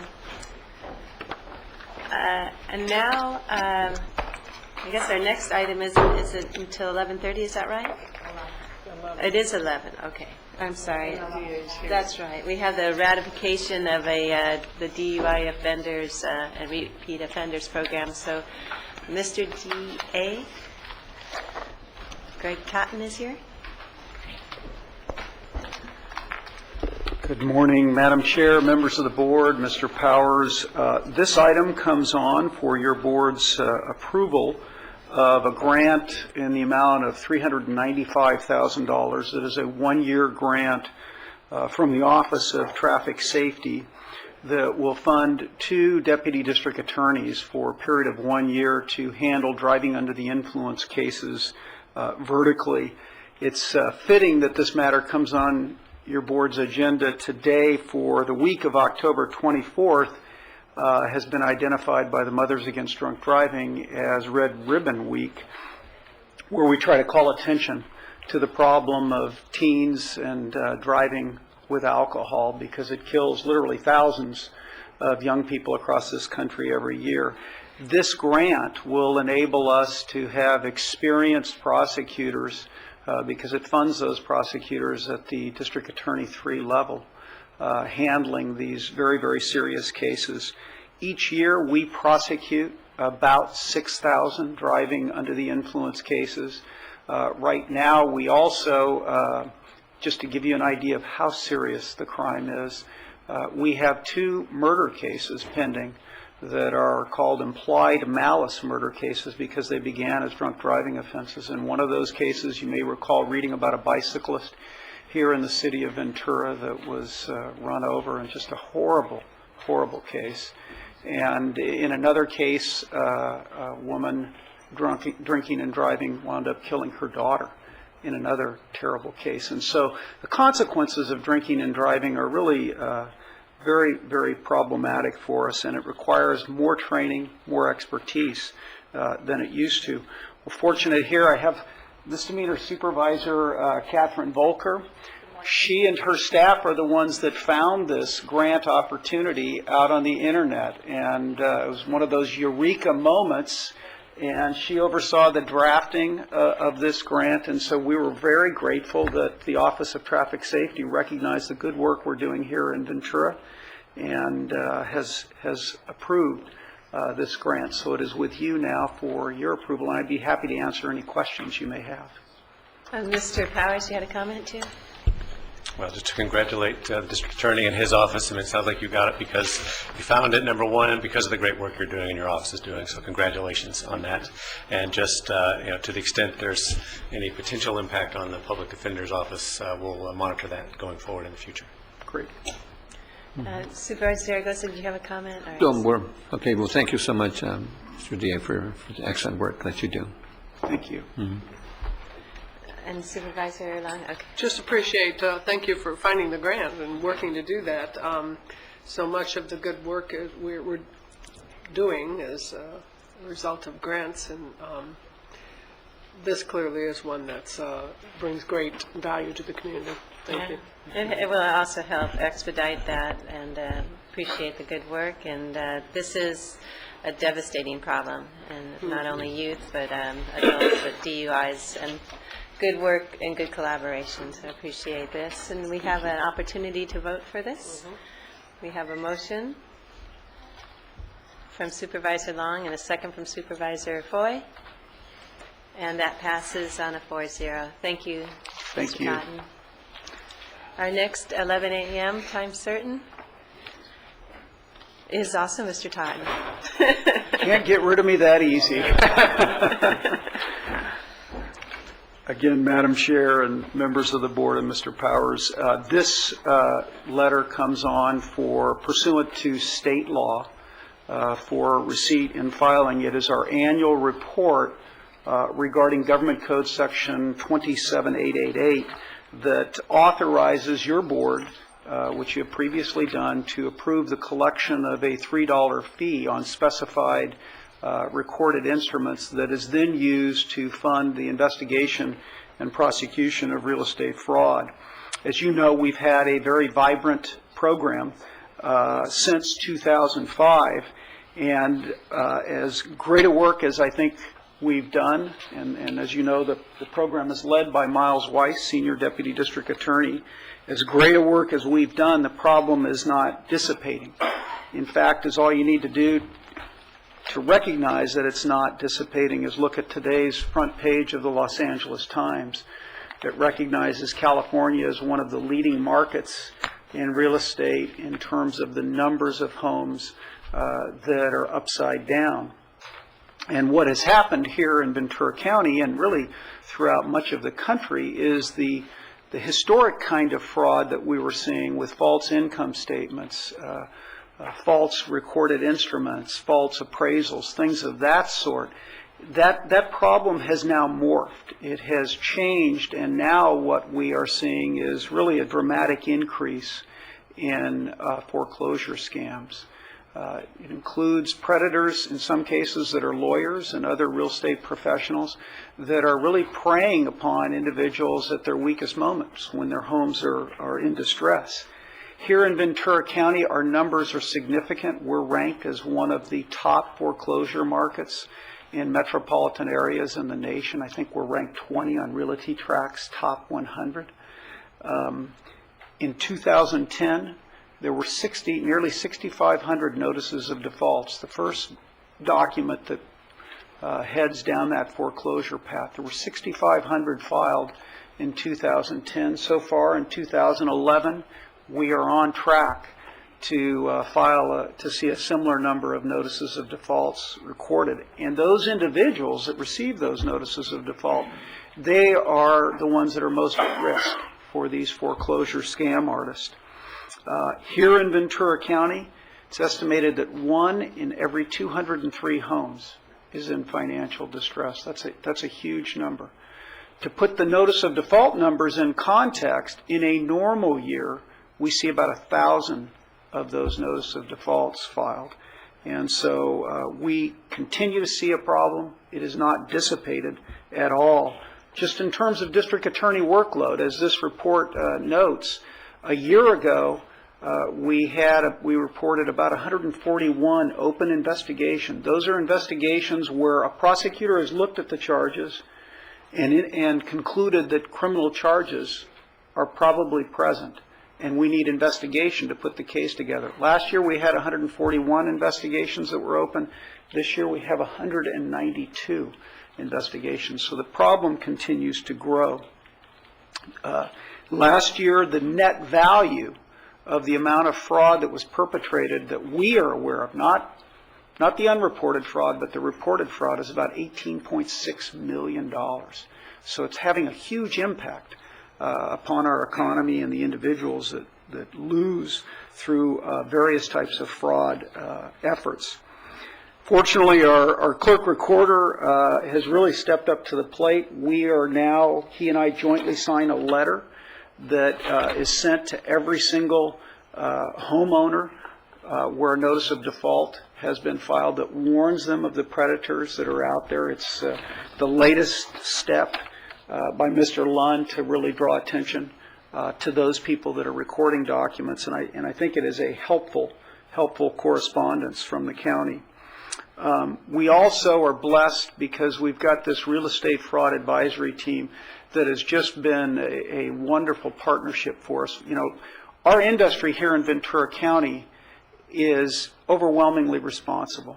They're great professionals. They care about real estate fraud, and they've really stepped up to the plate in a significant way in terms of helping us get this information communicated to the public and in ridding the industry of those individuals who are committing fraud and other types of criminal offenses. And I think here today we've got Janet Dorsey, who is the president of the Real Estate Fraud Advisory Team. I believe she's going to speak in just a few moments, and she's just doing a great job.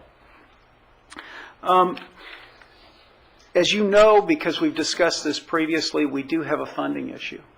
The money that we get through the real estate recording fee, as this report identifies, only equates to about $260,000 a year, and that is not enough to fund the two prosecutors and investigators that we have assigned to this important task.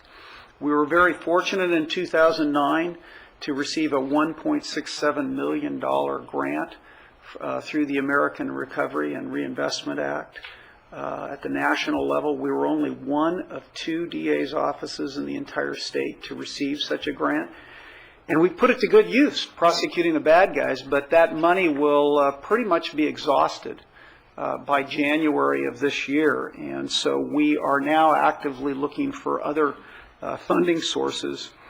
We have a pending grant application with the California Attorney General that is a little over $400,000. I spoke with Ms. Harris, the Attorney General, last week, and she received a total of 24 grant applications for $6.4 million, and they have $5.2 million to award. And so we are preparing a letter to her urging her to fund all 24 grants and reduce them by about the 19% differential in the grant requests that were made versus the amount of funding. So we're not optimistic that we're going to get the grant, but we're going to do everything we can to try to get it. The other thing that we're doing is we're planning on taking a proposal to Sacramento again in an effort to do two things with this real estate recording fee. First, increase the fee dramatically from $3 to $10. When we're talking about transactions that run in some cases into the $500,000, $1 million range, a $10 recording fee really isn't that significant. We're also proposing that they expand the numbers of real estate transactions that this fee can be assessed on. If we were successful in that kind of legislation, we think would fully fund our program. It's tough sledding in Sacramento, but we're going to do our best to, with hopefully some members of the industry, to push that forward. Finally, I want to thank Supervisor Supervisors Long and Zaragoza, we've been meeting with them, having ongoing meetings with them about this funding issue to see what, if anything, could be done at the county level, and those have been very fruitful. I also want to thank them for calling attention to this issue last week in the city of Oxnard with that great community forum that was well attended by a lot of people that really were in distress. It was a terrific program, and it's something, frankly, that we should probably roll out in other districts throughout the county. I'd like to ask Miles Weiss, our senior attorney that runs the unit, to kind of give you just a brief few minutes overview of what is happening and the types of cases that we're seeing now. Miles? Good morning, members of the board, CEO Mr. Powers and Chairperson Ms. Parks. The types of cases that we're seeing are what I call the second wave of real estate fraud. I was asked 6 years ago by Mr. Totten to start the real estate fraud unit because, in part, I have a broker's license. And 6 years ago, the market was flooded with amazing loan products that everybody got every promise you ever heard of, such as your 1% teaser rates, your no interest, no income loans, and the like. Those have obviously been the precursor to the wave of foreclosures that we've seen now. Fast forward to today, and what you have, as Mr. Totten showed on that map, are hundreds and hundreds, if not thousands, of distressed homeowners, not only here in Ventura County, but across the country. And they're being preyed upon at an unbelievable rate. And they're being preyed upon because they are susceptible to trusting somebody who offers a solution, a phantom solution, such as saving their home, saving their credit, or finding some way to keep them from walking down the road of foreclosure. So they will do almost anything. And that includes taking all their last few dollars and turning it over under these false promises. Things like a case that we investigated where people here in the county invite people to events and speak in both Spanish and English and pitch these solutions where they're going to cut their interest rate down, they're going to save 50% on their loan principal, save a half or 50% on their loan payments. And what we found is that they just take the money and run. They've even given out debit cards that are actually deposit ATM cards and told them, make your payments this way. And the money goes right into the suspect's bank accounts. And it's a cash machine gone wild. We did our part here in the county, and I highlighted a case at the town hall meeting where we've convicted 3 out of 4 suspects who were pitching such a scheme right here in the county. They would collect funds here. They would do business under names such as USA Home Recovery Network, Santa Barbara Management, Sunset Beach Management, and basically they'd change names as fast as we'd pick them up and put them in custody.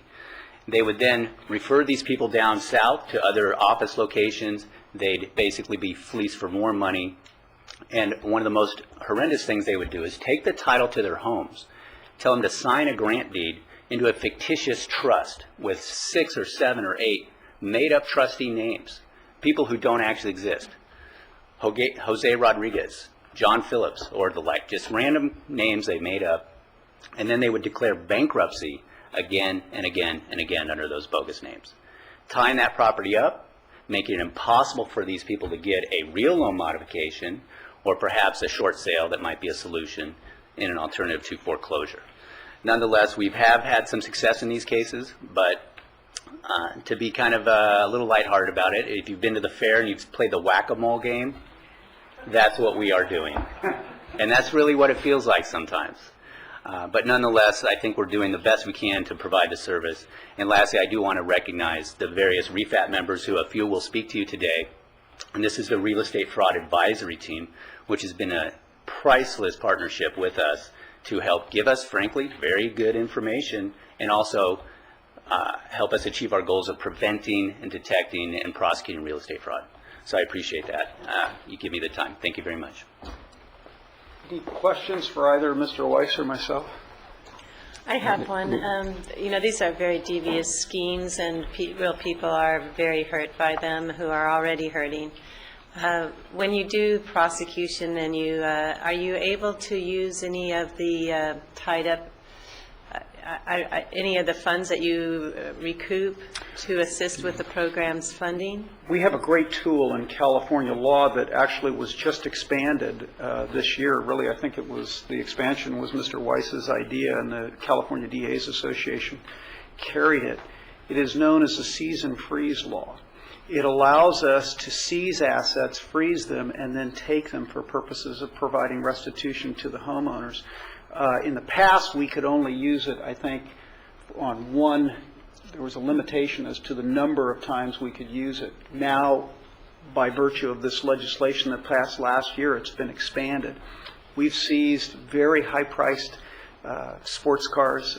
Was it a Lamborghini or? We liquidated a Lamborghini. Yeah. Gave it And back. so then you can use those funds to help the people that have been victimized. That's correct. Is there excess funds that will help the program? We have also, on some occasions, been able to civilly prosecute. Several years ago, we civilly prosecuted a lending institution, and we are able to recoup in those civil prosecutions some of our costs that can then be used for the program. But it's much more limited. And in the criminal prosecutions, our first priority has to be making those victims whole, because in some cases they've lost everything they own. Absolutely. I just don't know how big some of these entities are, in terms of shutting them down. So, well, good work on this. And we have a few other speaker cards. Should we go ahead and call up Janet Dorsey?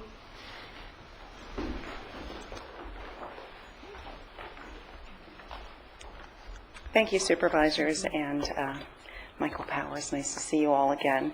My name is Janet Dorsey. I am the president of the Ventura County Coastal Association of Realtors. I'm also here representing the Real Estate Fraud Advisory Team. Our chairperson, Jim Keith, could not be here today. He has undergone some health issues and is recovering, and we understand very nicely. So before I get started, I do want to let you guys all know that we do have some new brochures for the Real Estate Fraud Advisory Team. I'd like to give these to the clerk so she can pass these on.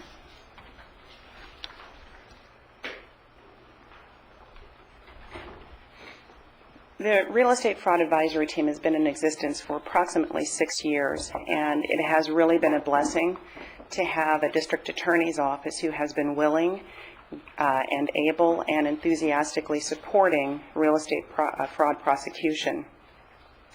The team consists of all volunteers. There is not a paid staffer for the Real Estate Fraud Advisory Team, and because of that, and we're all in the industry, whether we be realtors or escrow officers or title people or attorneys or, by virtue of this particular county, because we are so tight-knit, we have such a wide array of other city officials, county officials that are participating in REFAT that we feel pretty fortunate, including the HUD-approved nonprofit agencies within the county. We have SurePath as well as the Cabrillo Economic Development Center under NeighborWorks, all part of REFAT with the mission of preventing, detecting, and reporting fraud. And we are happy to say that because of that reporting element, the DA's office has prosecuted quite a few of the people that have come through the REFAT reporting process. We have become a model statewide.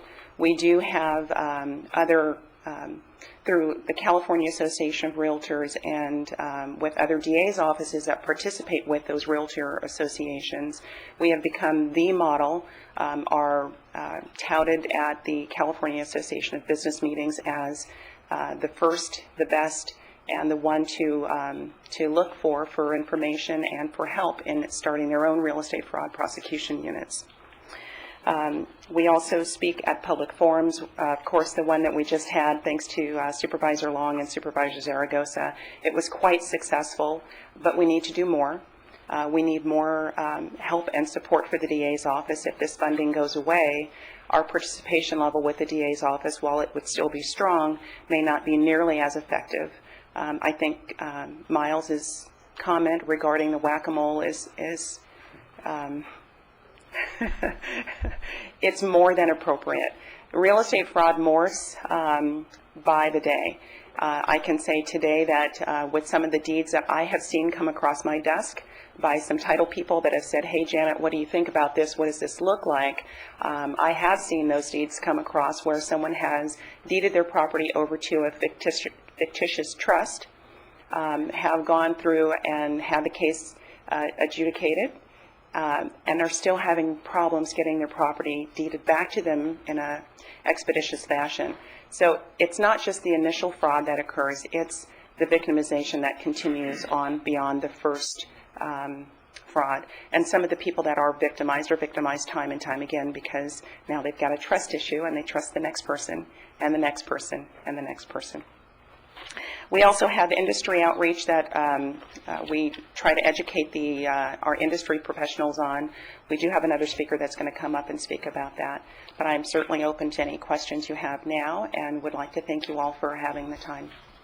Thank you for your volunteer work, too. I appreciate your volunteering to help this important cause. Okay, great. Our next speaker is Charlene Williams, and then followed by George De Leon. Good morning. My name is Charlene Williams. I'm speaking on behalf of the Real Estate Fraud Advisory Team. I am the Industry Outreach Chairperson. The REFAT team has two subcommittees. One is a public outreach that reaches out to the general public. The other is industry outreach. Industry outreach reaches out to industry professionals who have firsthand knowledge and involvement in the real estate transactions that take place in our county. That's the subcommittee that I chair. Wanted to stress the importance of the Real Estate Fraud Advisory Team. The collaboration we have with the District Attorney's Office really makes a difference in our community. We're able to achieve our mission of preventing, detecting, and reporting. It works as a prevention device, similar to how a police officer's car 15 feet away from a stop sign works as a prevention device to keep people from doing rolling stops. It works for helping to detect because we educate people. They know what to look for. They see the red flags often prior to scams happening or see one in the process, and they're able to stop it or report it. It helps in the reporting. The mere presence of having a collaboration with the District Attorney's Office is huge. I've spoken to other industry professionals in other counties. They don't even bother when they see something going wrong reporting it because their comment is the DA's office isn't going to do anything about it. They've got other violent crimes that they're focusing on. The white-collar real estate fraud, they don't have anyone that specializes in it. So the mere fact that we've got this collaboration and we've got the ball rolling with real estate professionals, they feel comfortable reporting it. They kind of are starting to self-police at this point, which is huge. We don't want that momentum to slow down. One of the things that's coming up on Wednesday, November 2nd from 9 to 11 a.m. at the Marriott over by Esplanade, and you're all welcome to come. We've got our annual Fraud Awareness Forum, and this is targeted to real estate professionals, lenders, escrow, title, realtors, attorneys, everyone who works with real estate transactions. And we've got a representative from the Department of Real Estate, a managing deputy commissioner coming. We have the California Association of Realtors Senior Counsel coming, and we also have Miles Weiss is going to be speaking there. It's very educational, and we invite you to join us on it. And if you have any questions about industry outreach, I'm welcome to answer them. Any questions? Thank you. I agree. We are fortunate our DA does look strongly on these and has funding presently for this. Very much so. Thank you. Mr. De Leon? Good morning, supervisors and Mr. Michael Powers, Linda Parks. My name is Jorge De Leon. I'm the president of the Ventura County chapter of the NAREP, which is the National Association of Hispanic Real Estate Professionals. Our mission statement is to empower the real estate professionals that serve the Hispanic community.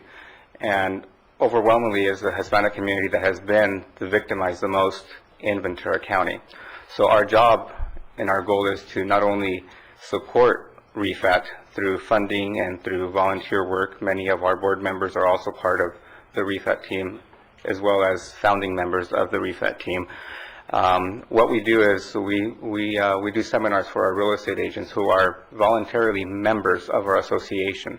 Therefore, we feel that by educating them, showing them what the resources are, they in turn will go ahead and share that information with their clients and anybody that they see out there in their everyday work. Again, by supporting REFAT through fundraisers, by monetary funding, we believe that this is one of the best ways to minimize or, at least try and fight some of this fraud that is going on out there. It affects us as real estate professionals as well. It affects the reputation of real estate agents who work hard to dignify this industry. And we feel that it's very important that we continue with this funding, that we continue with supporting REFAT. I think that they've done a phenomenal job. I'd like to personally thank you on behalf of all the members of NAREP for the funding and for the support that you've provided for NAREP. So, for the REFAT team. So, again, if you have any questions about NAREP or anything that we do, you can feel free to welcome to ask at this time. Thank you. Thank you for your help, too, on this. Thank you. That concludes our cards on this. And did you want to wrap up, Mr. Totten? Well, as you can see, we're very fortunate. We've got a great team and some great professionals that are doing everything they can to combat the problem. I want to thank your board. You've been involved in this effort from day one and have been very supportive of our program, and we look forward to taking it to new levels, and just ask that you receive and file this report. Thank you. Supervisor Garza. Madam Chair, I support you 100%, Mr. DA, and I want to thank REFAT for that excellent town hall meeting we had in Oxnard the other day. We had nearly 200 people, is my understanding, and that emotional testimony that was presented to us was I just could not believe it. Just heartbreaking to see those folks lose their homes, and then to hear the good things that REFAT is doing and the DA's office is doing. And so I want to thank my fellow supervisor Kathy Long for putting this thing together, and my staff, for working with your staff, and especially I want to thank Mark Lund was there too, and also David Valenzuela too, to assist us, and this, hopefully this additional fee to help, our real estate folks in REFAT. And I want to thank David Cruz, who was a moderator there. He did an excellent job for us, and Miles, you're just outstanding. In fact, I received, and I shared this morning that I received a scam letter on sharing that they wanted to reduce my mortgage down from some unbelievable number to another lower number. I think we put that up on the PowerPoint that night. Put it up Supervisor? He says I was going down from this percentage down to 2%. I just couldn't believe it, So I called him, and he used it, and we found out that there's some really wrongdoings from quite a few individuals. And also Fernie Campos, who's I see him back here. He's the founding member of REFAT, and gave us some really good historical facts on REFAT, and Jorge, the president. I want to thank him, NAREP, for representing all the realtors that are here, and many realtors that are good realtors. In fact, I was a real estate broker for 200 years, and Tilly, I worked with Tilly back there for quite a while. But and of course, we had Brenda from SurePath, and we had Laura Rocha from Cabrillo, and we had the Sacos team was there. And I want to thank Kay Runyon for being here today too.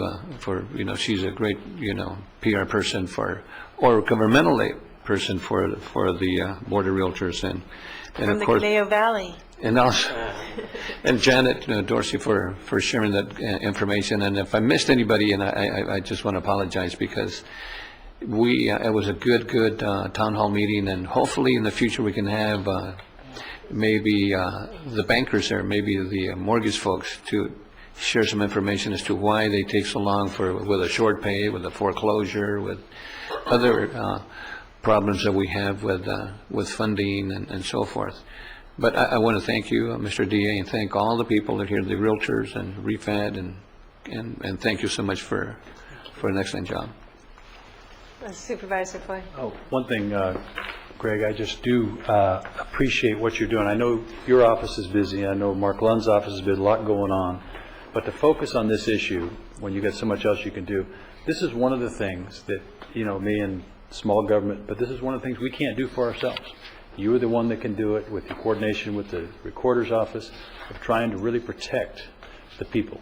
And I think that's the key. And I, publicly, I'm not a big guy on fees and all those things, but I do agree with you that I would, when I record a document, I would pay additional fee to ensure I have someplace to go when fraud happens. So I think that that's an opportunity for all of us to understand that we can pay for something that's important to us. It's not going to supplant some other thing or anything else, but it's really to pay for something. So I hope that I could support you on that, and I'll tell you that publicly right there. I can do that. I'm a guy who doesn't believe in this, in fees, but I can support you on that because you are out there trying to do this. And we can't do this for ourselves, and so you can do that. But I appreciate in our county we have that coordination. And I think the real estate people will tell you that we're probably different than some counties, that we have people who do care about making sure that no matter who you are, no matter what you have, income levels or whatever, that we're here to protect you and those kind of things. So I appreciate what you guys are doing to make this happen. So thank you. Supervisor Long? Just to close quickly, to thank you. I appreciate everyone's good work. We've got still a couple years ahead of us. There's this house chattel inventory I'm hearing about that is going to really roll through the industry and through fraud challenges. So we just have to continue to work together and be smarter than the other guys. So I thank you for the leadership. And really leadership in Ventura County, that our county can do this when others can't. I think it's really important. It tells them, those people who defraud people, don't do it in our county. I appreciate your work. We'll have to get a workshop out in our East County too. Supervisor One quick thing I think that Janet kind of mentioned too is that, and I want to come in the DA and REFAT, because my understanding is that we're one of the few, or maybe the only one that's put a town hall meeting or an education for the public. Is that correct? Yeah, we were the first. I think other counties are looking at us and trying to emulate it, and I'm not aware among any of my district attorney colleagues of any community that's held a public forum. So we're the vanguards, we're the leaders of this. And I think that as we move forward can be part of the future in doing that more. And I think, Janet, you said it very well, representing all the realtors, all the good realtors, and there's 99.9% good realtors, and that point something is the ones that we got to take care of. Yes. So thank you for the good work. Thank you. And we have a motion from Supervisor Zaragoza, a second from Supervisor Long to receive and file this report. If we could all please vote. And that passes on a 4-0. Thank you for the work and all the volunteer effort, too, on the part of our citizens. Thank you. And our next item, they say, what do you get after 35 years of employment at the county? You get a resolution. So, among other things. Do you want to do that after he's done with his last deal, or what? Yeah, he's got this last item. I don't know. It's because we don't know if he's retired after that. You got to hang in the rest of the day. It's up to the board. Shall we do this now, or you want to? You want to do it now? I don't care. Okay. He'll still continue to work on this particular case.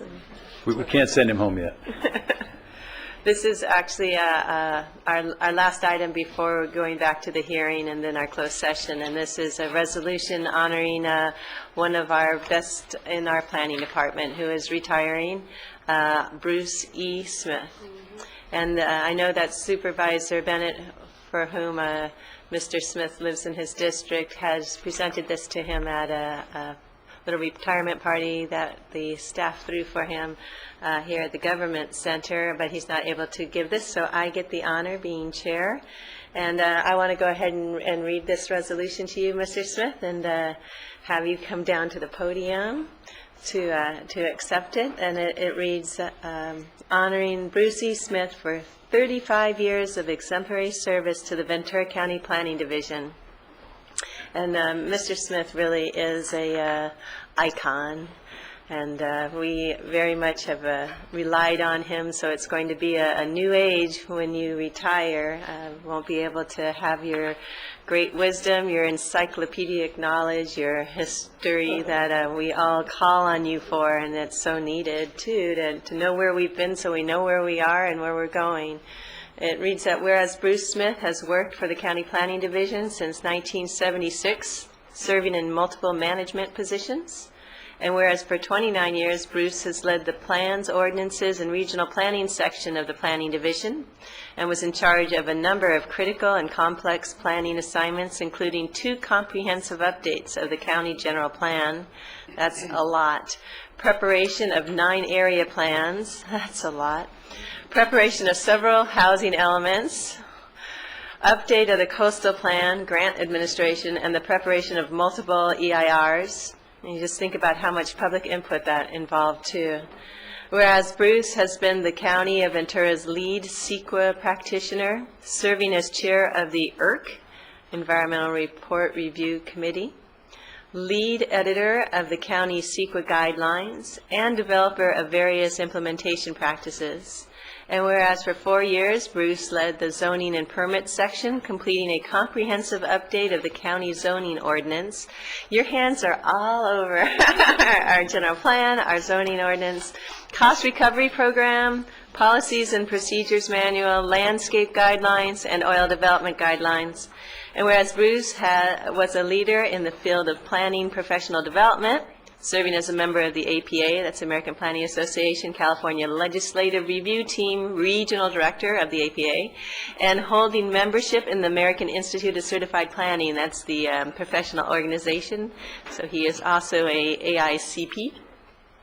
Now, therefore, be it resolved that the Ventura County Board of Supervisors takes great pleasure and honoring Bruce Smith for 35 years of exemplary service to the people and environment of Ventura County, and wishes him a long and enjoyable retirement.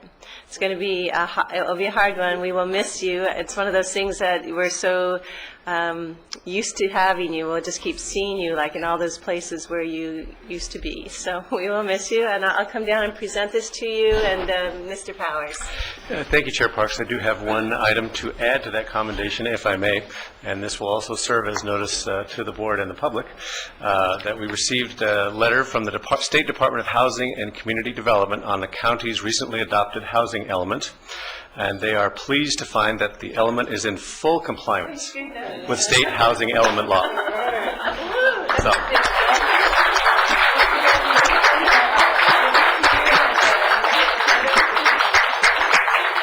The department commends Ventura County's leadership and commitment to facilitate the development of housing for lower-income households and persons with special needs. So especially fitting that this happened on Bruce's watch here. So congratulations to the whole planning department as well, Kim and Chris Stevens, whole team, and Bruce. That means so much to our county.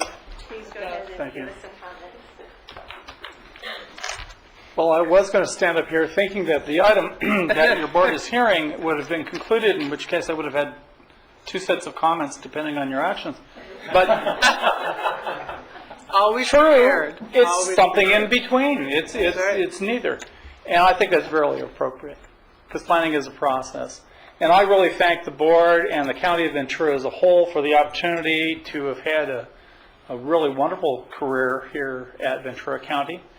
I think most importantly, one of the proudest things that I was recognized for is I received in 2009 the Management Award for Integrity. And I really thought that that was an award for the entire planning division, not just me. And I really respect the fact that your board, irrespective of whether or not you agree or disagree with county staff, have always been very encouraging to staff to give its unbiased opinion, knowing that we'll give you the options, we'll give you our best recommendation, and you'll weigh the facts and you'll make an appropriate decision. I think there's a huge trust. That relationship doesn't exist in all local jurisdictions. Sometimes there's a felt pressure by staff to meld their recommendations based on the politics that may be. I've never experienced that here, and I think that's a great statement for Ventura County and open government. And thank you, and I won't take any more of your time. And I'm staying in town. And Bruce, thank you. I'm sorry I missed the party. I was out of town. I recall my first watch of Bruce Smith at work was way back as a staff person in the Ojai Valley Area Plan Update, and I thought, boy, that guy's tough. And you walk out of the room and people love you, hate you. There's not really a lot in between. And you've always been able to be very, very straightforward and certainly professional and understanding of what your expertise is, and be able to provide that to both the board but to the constituents that have been served through the planning department. So appreciate your decades of work. Thank you.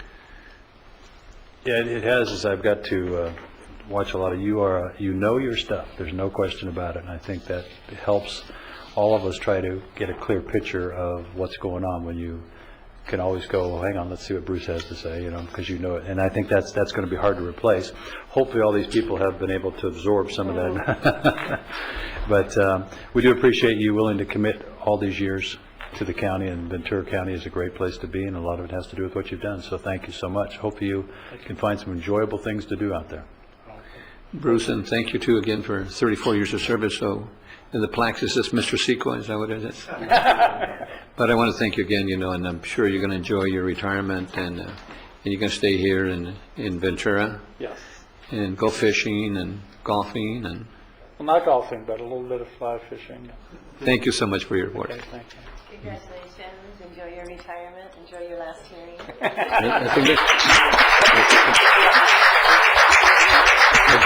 Bruce, I think Mr. Powers wanted to share a couple of words too. Oh, no, I was just going to ask you to leave your cell phone number with us.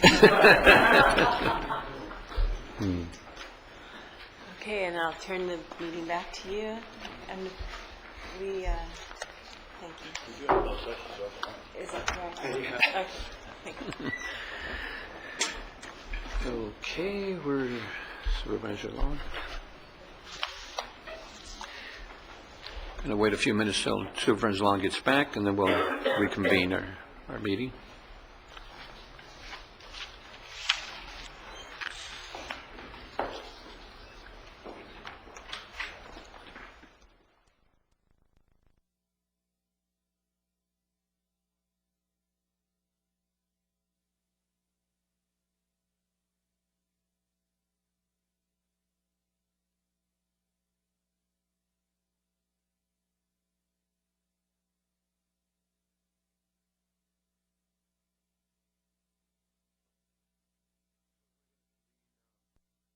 Item 21, and where we left off, the applicant had finished, or you're finished, or are you still not quite? Okay. Mr. Fig has finished, but I Pat? beg your indulgence. Yes. Go ahead. Good morning, Chairman Zeragos and the members of the board.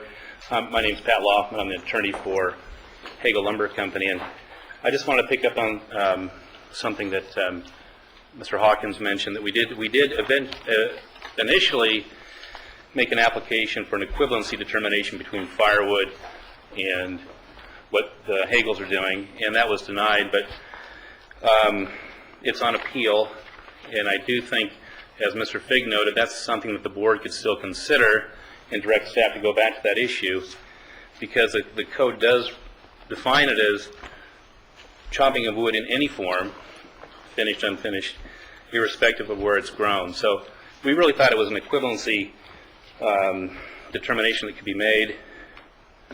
Plus, the very letter referred to by Mr. Hawkins indicates that one of our options was to, if we wanted to obtain approval for timber product storage, would be to process the zone text amendment.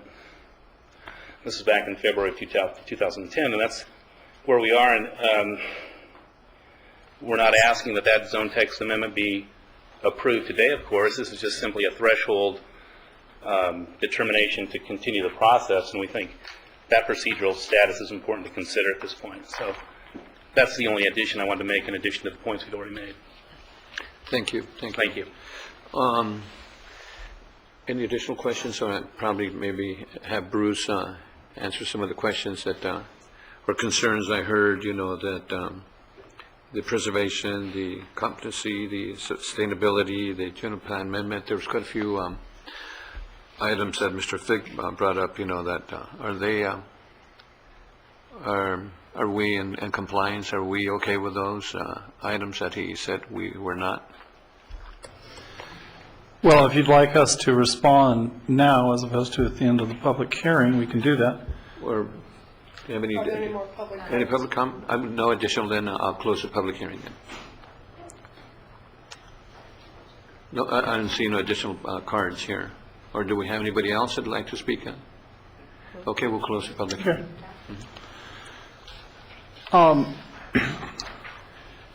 First of all, there were several points raised by the applicant, which we just simply would say either we disagree or there's a mischaracterization.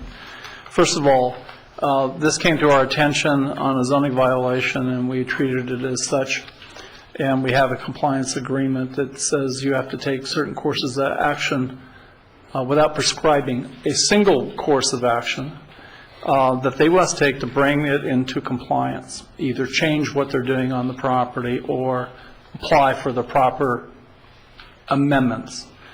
We never encouraged them to do a zoning text amendment. We said that is an option that they could pursue. We never said what our recommendation would be. We said we are guided by the policies of the county general plan and the zoning ordinance, and that is the litmus that we would use in making our recommendation to your board. This is an expansion of an industrial use. We believe that if your board really wants to entertain the expansion onto this currently designated agricultural land, the best course of action, the most upfront way to do that is have the applicant apply for a general plan amendment and a zone change to change it from AE to an industrial zone, and then apply for the DP to expand that use onto this property. That would require a SOAR vote. And the reason the applicant has basically approached it in the manner they have, they want this to be an adjunct to agriculture so they don't have to go through a SOAR vote. We believe that is why they chose this particular course of action.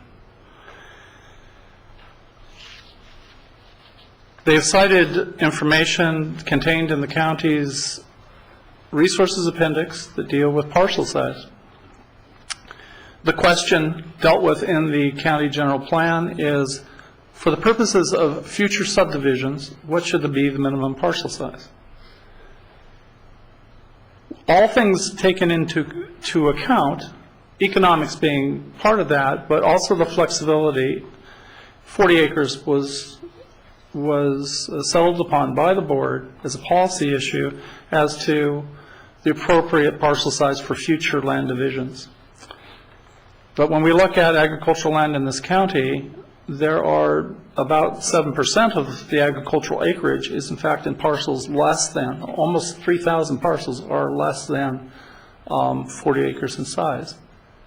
It was not the intended purpose to say that any given property would be economically viable if you met this magical threshold value. That's not the purpose for which the information was conveyed, and unfortunately the applicant has construed that to say, ergo, I cannot make an economic go of my property. In fact, they have a Christmas tree farm now. They simply want to utilize this property for basically what they regard as storage of lumber in conjunction with their current wholesale lumber operation.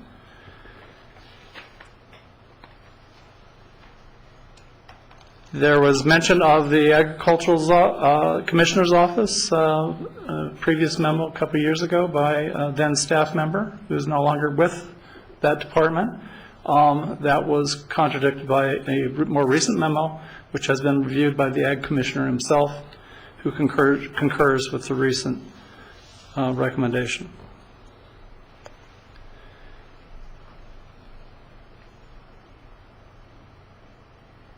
That's in essence where it stands. We do not believe that what is being proposed is consistent with the purpose and intent of the AE zone or the agricultural designation. We would say if your board truly wishes to at least allow them the opportunity to amend the code, that it should be done through a general plan amendment to change the land use designation to M2. So unless there are any specific points you wanted us to raise or respond to, that was a rebuttal.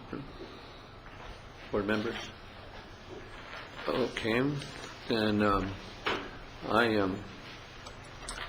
I personally like to make a motion that to support staff's recommendation, and it was mentioned. I don't believe that a lumberyard belongs in an agricultural zone.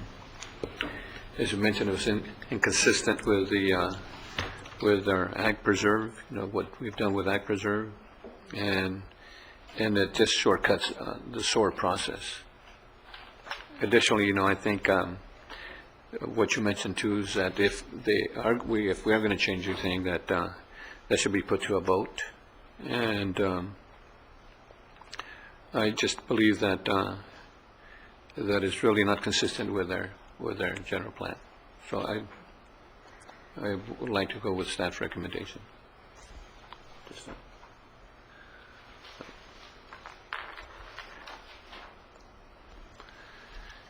Okay, well, I don't see a second on this, so let's see. Well, then that motion fails for lack of a second. Yes. I'd like to put a motion forward that that we allow the applicant to move forward with a text amendment process, that the direction to staff is that it certainly be focused on be focused on what this is proposed for, which is, in my thinking, storage. Lumber storage, no different in my thinking, as simple as it may be, to firewood storage and use. Property that is surrounded by already storage and outside storage and use and frankly compatible to what is existing on this property. I think the protection for the public concern on this is certainly that even with a text amendment, you have to go through a conditional use permit.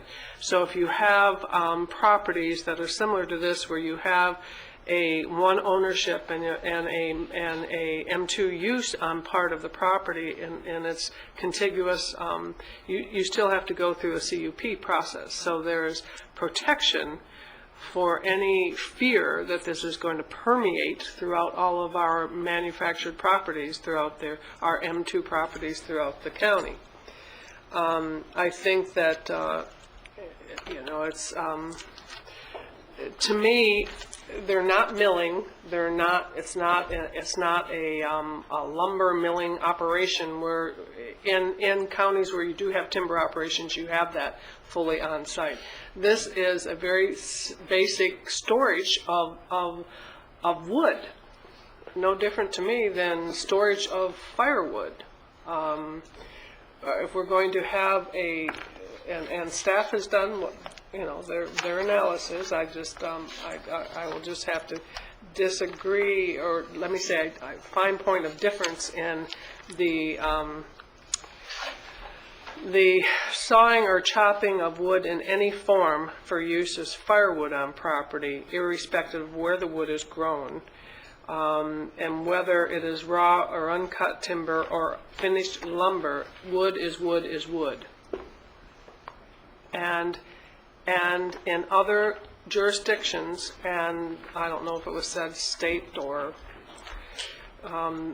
it is defined as an agricultural substance, an agricultural product. And I think that you have conditions here that can, with the text amendment and with the CUP protection, you're going to be able to, again, address any concerns that may be, as has been expressed by staff, or concerns of the public. There's another piece in here.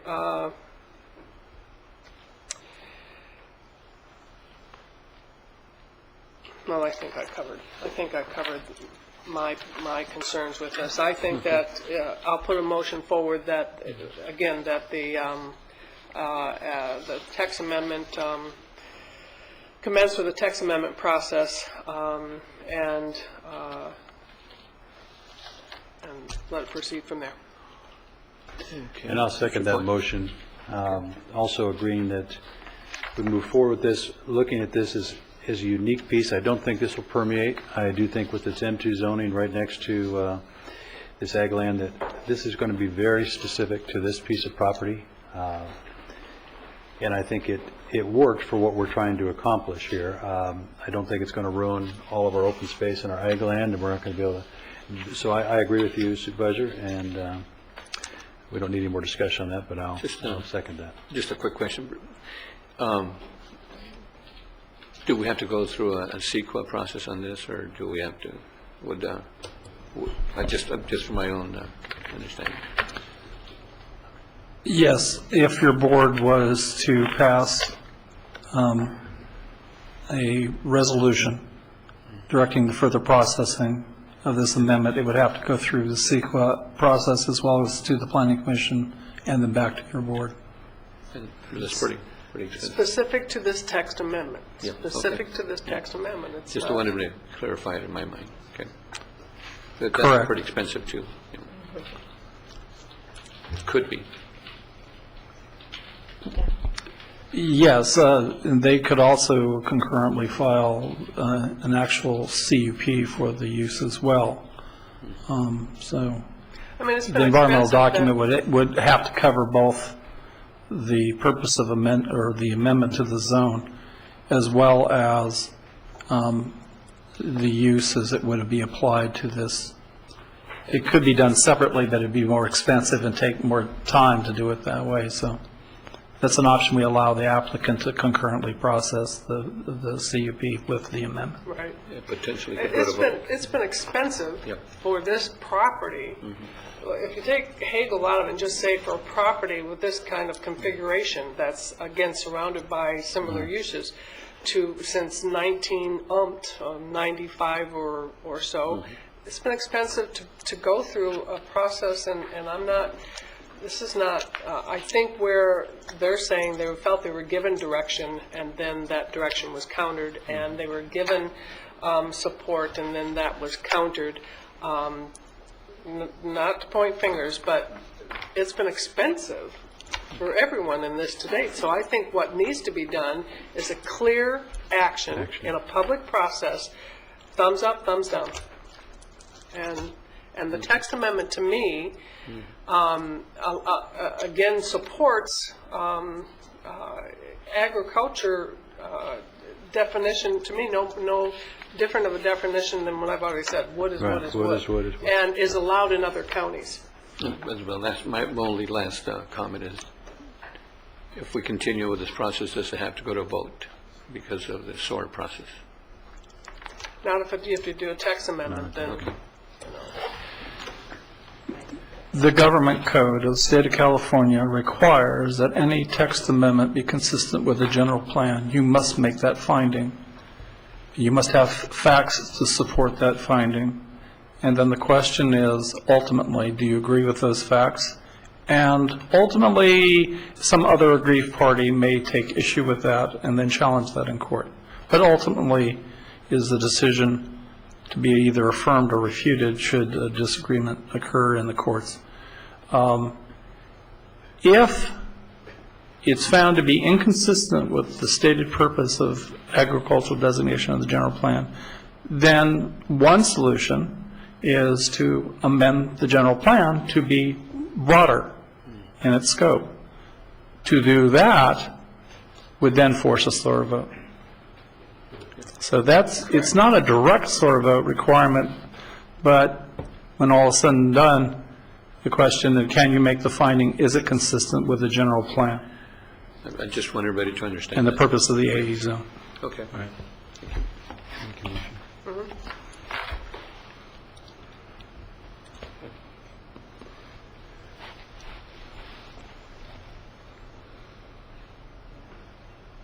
Yeah. We're ready to go? Yeah. Good. Okay.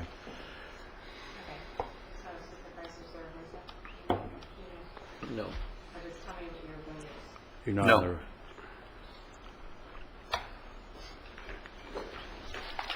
the... Wonderful. all that to say you have process in front of you. We've got a lot of work to do, but thanks for everybody's efforts. Yeah, doing thank this, you yeah. for the participation. And now we Can we get a clarification from county council? Because actually it takes 3 affirmative votes to pass an actual action, and there were only 2 affirmative votes. The action fails, so it's denied. It takes 3 votes to take action.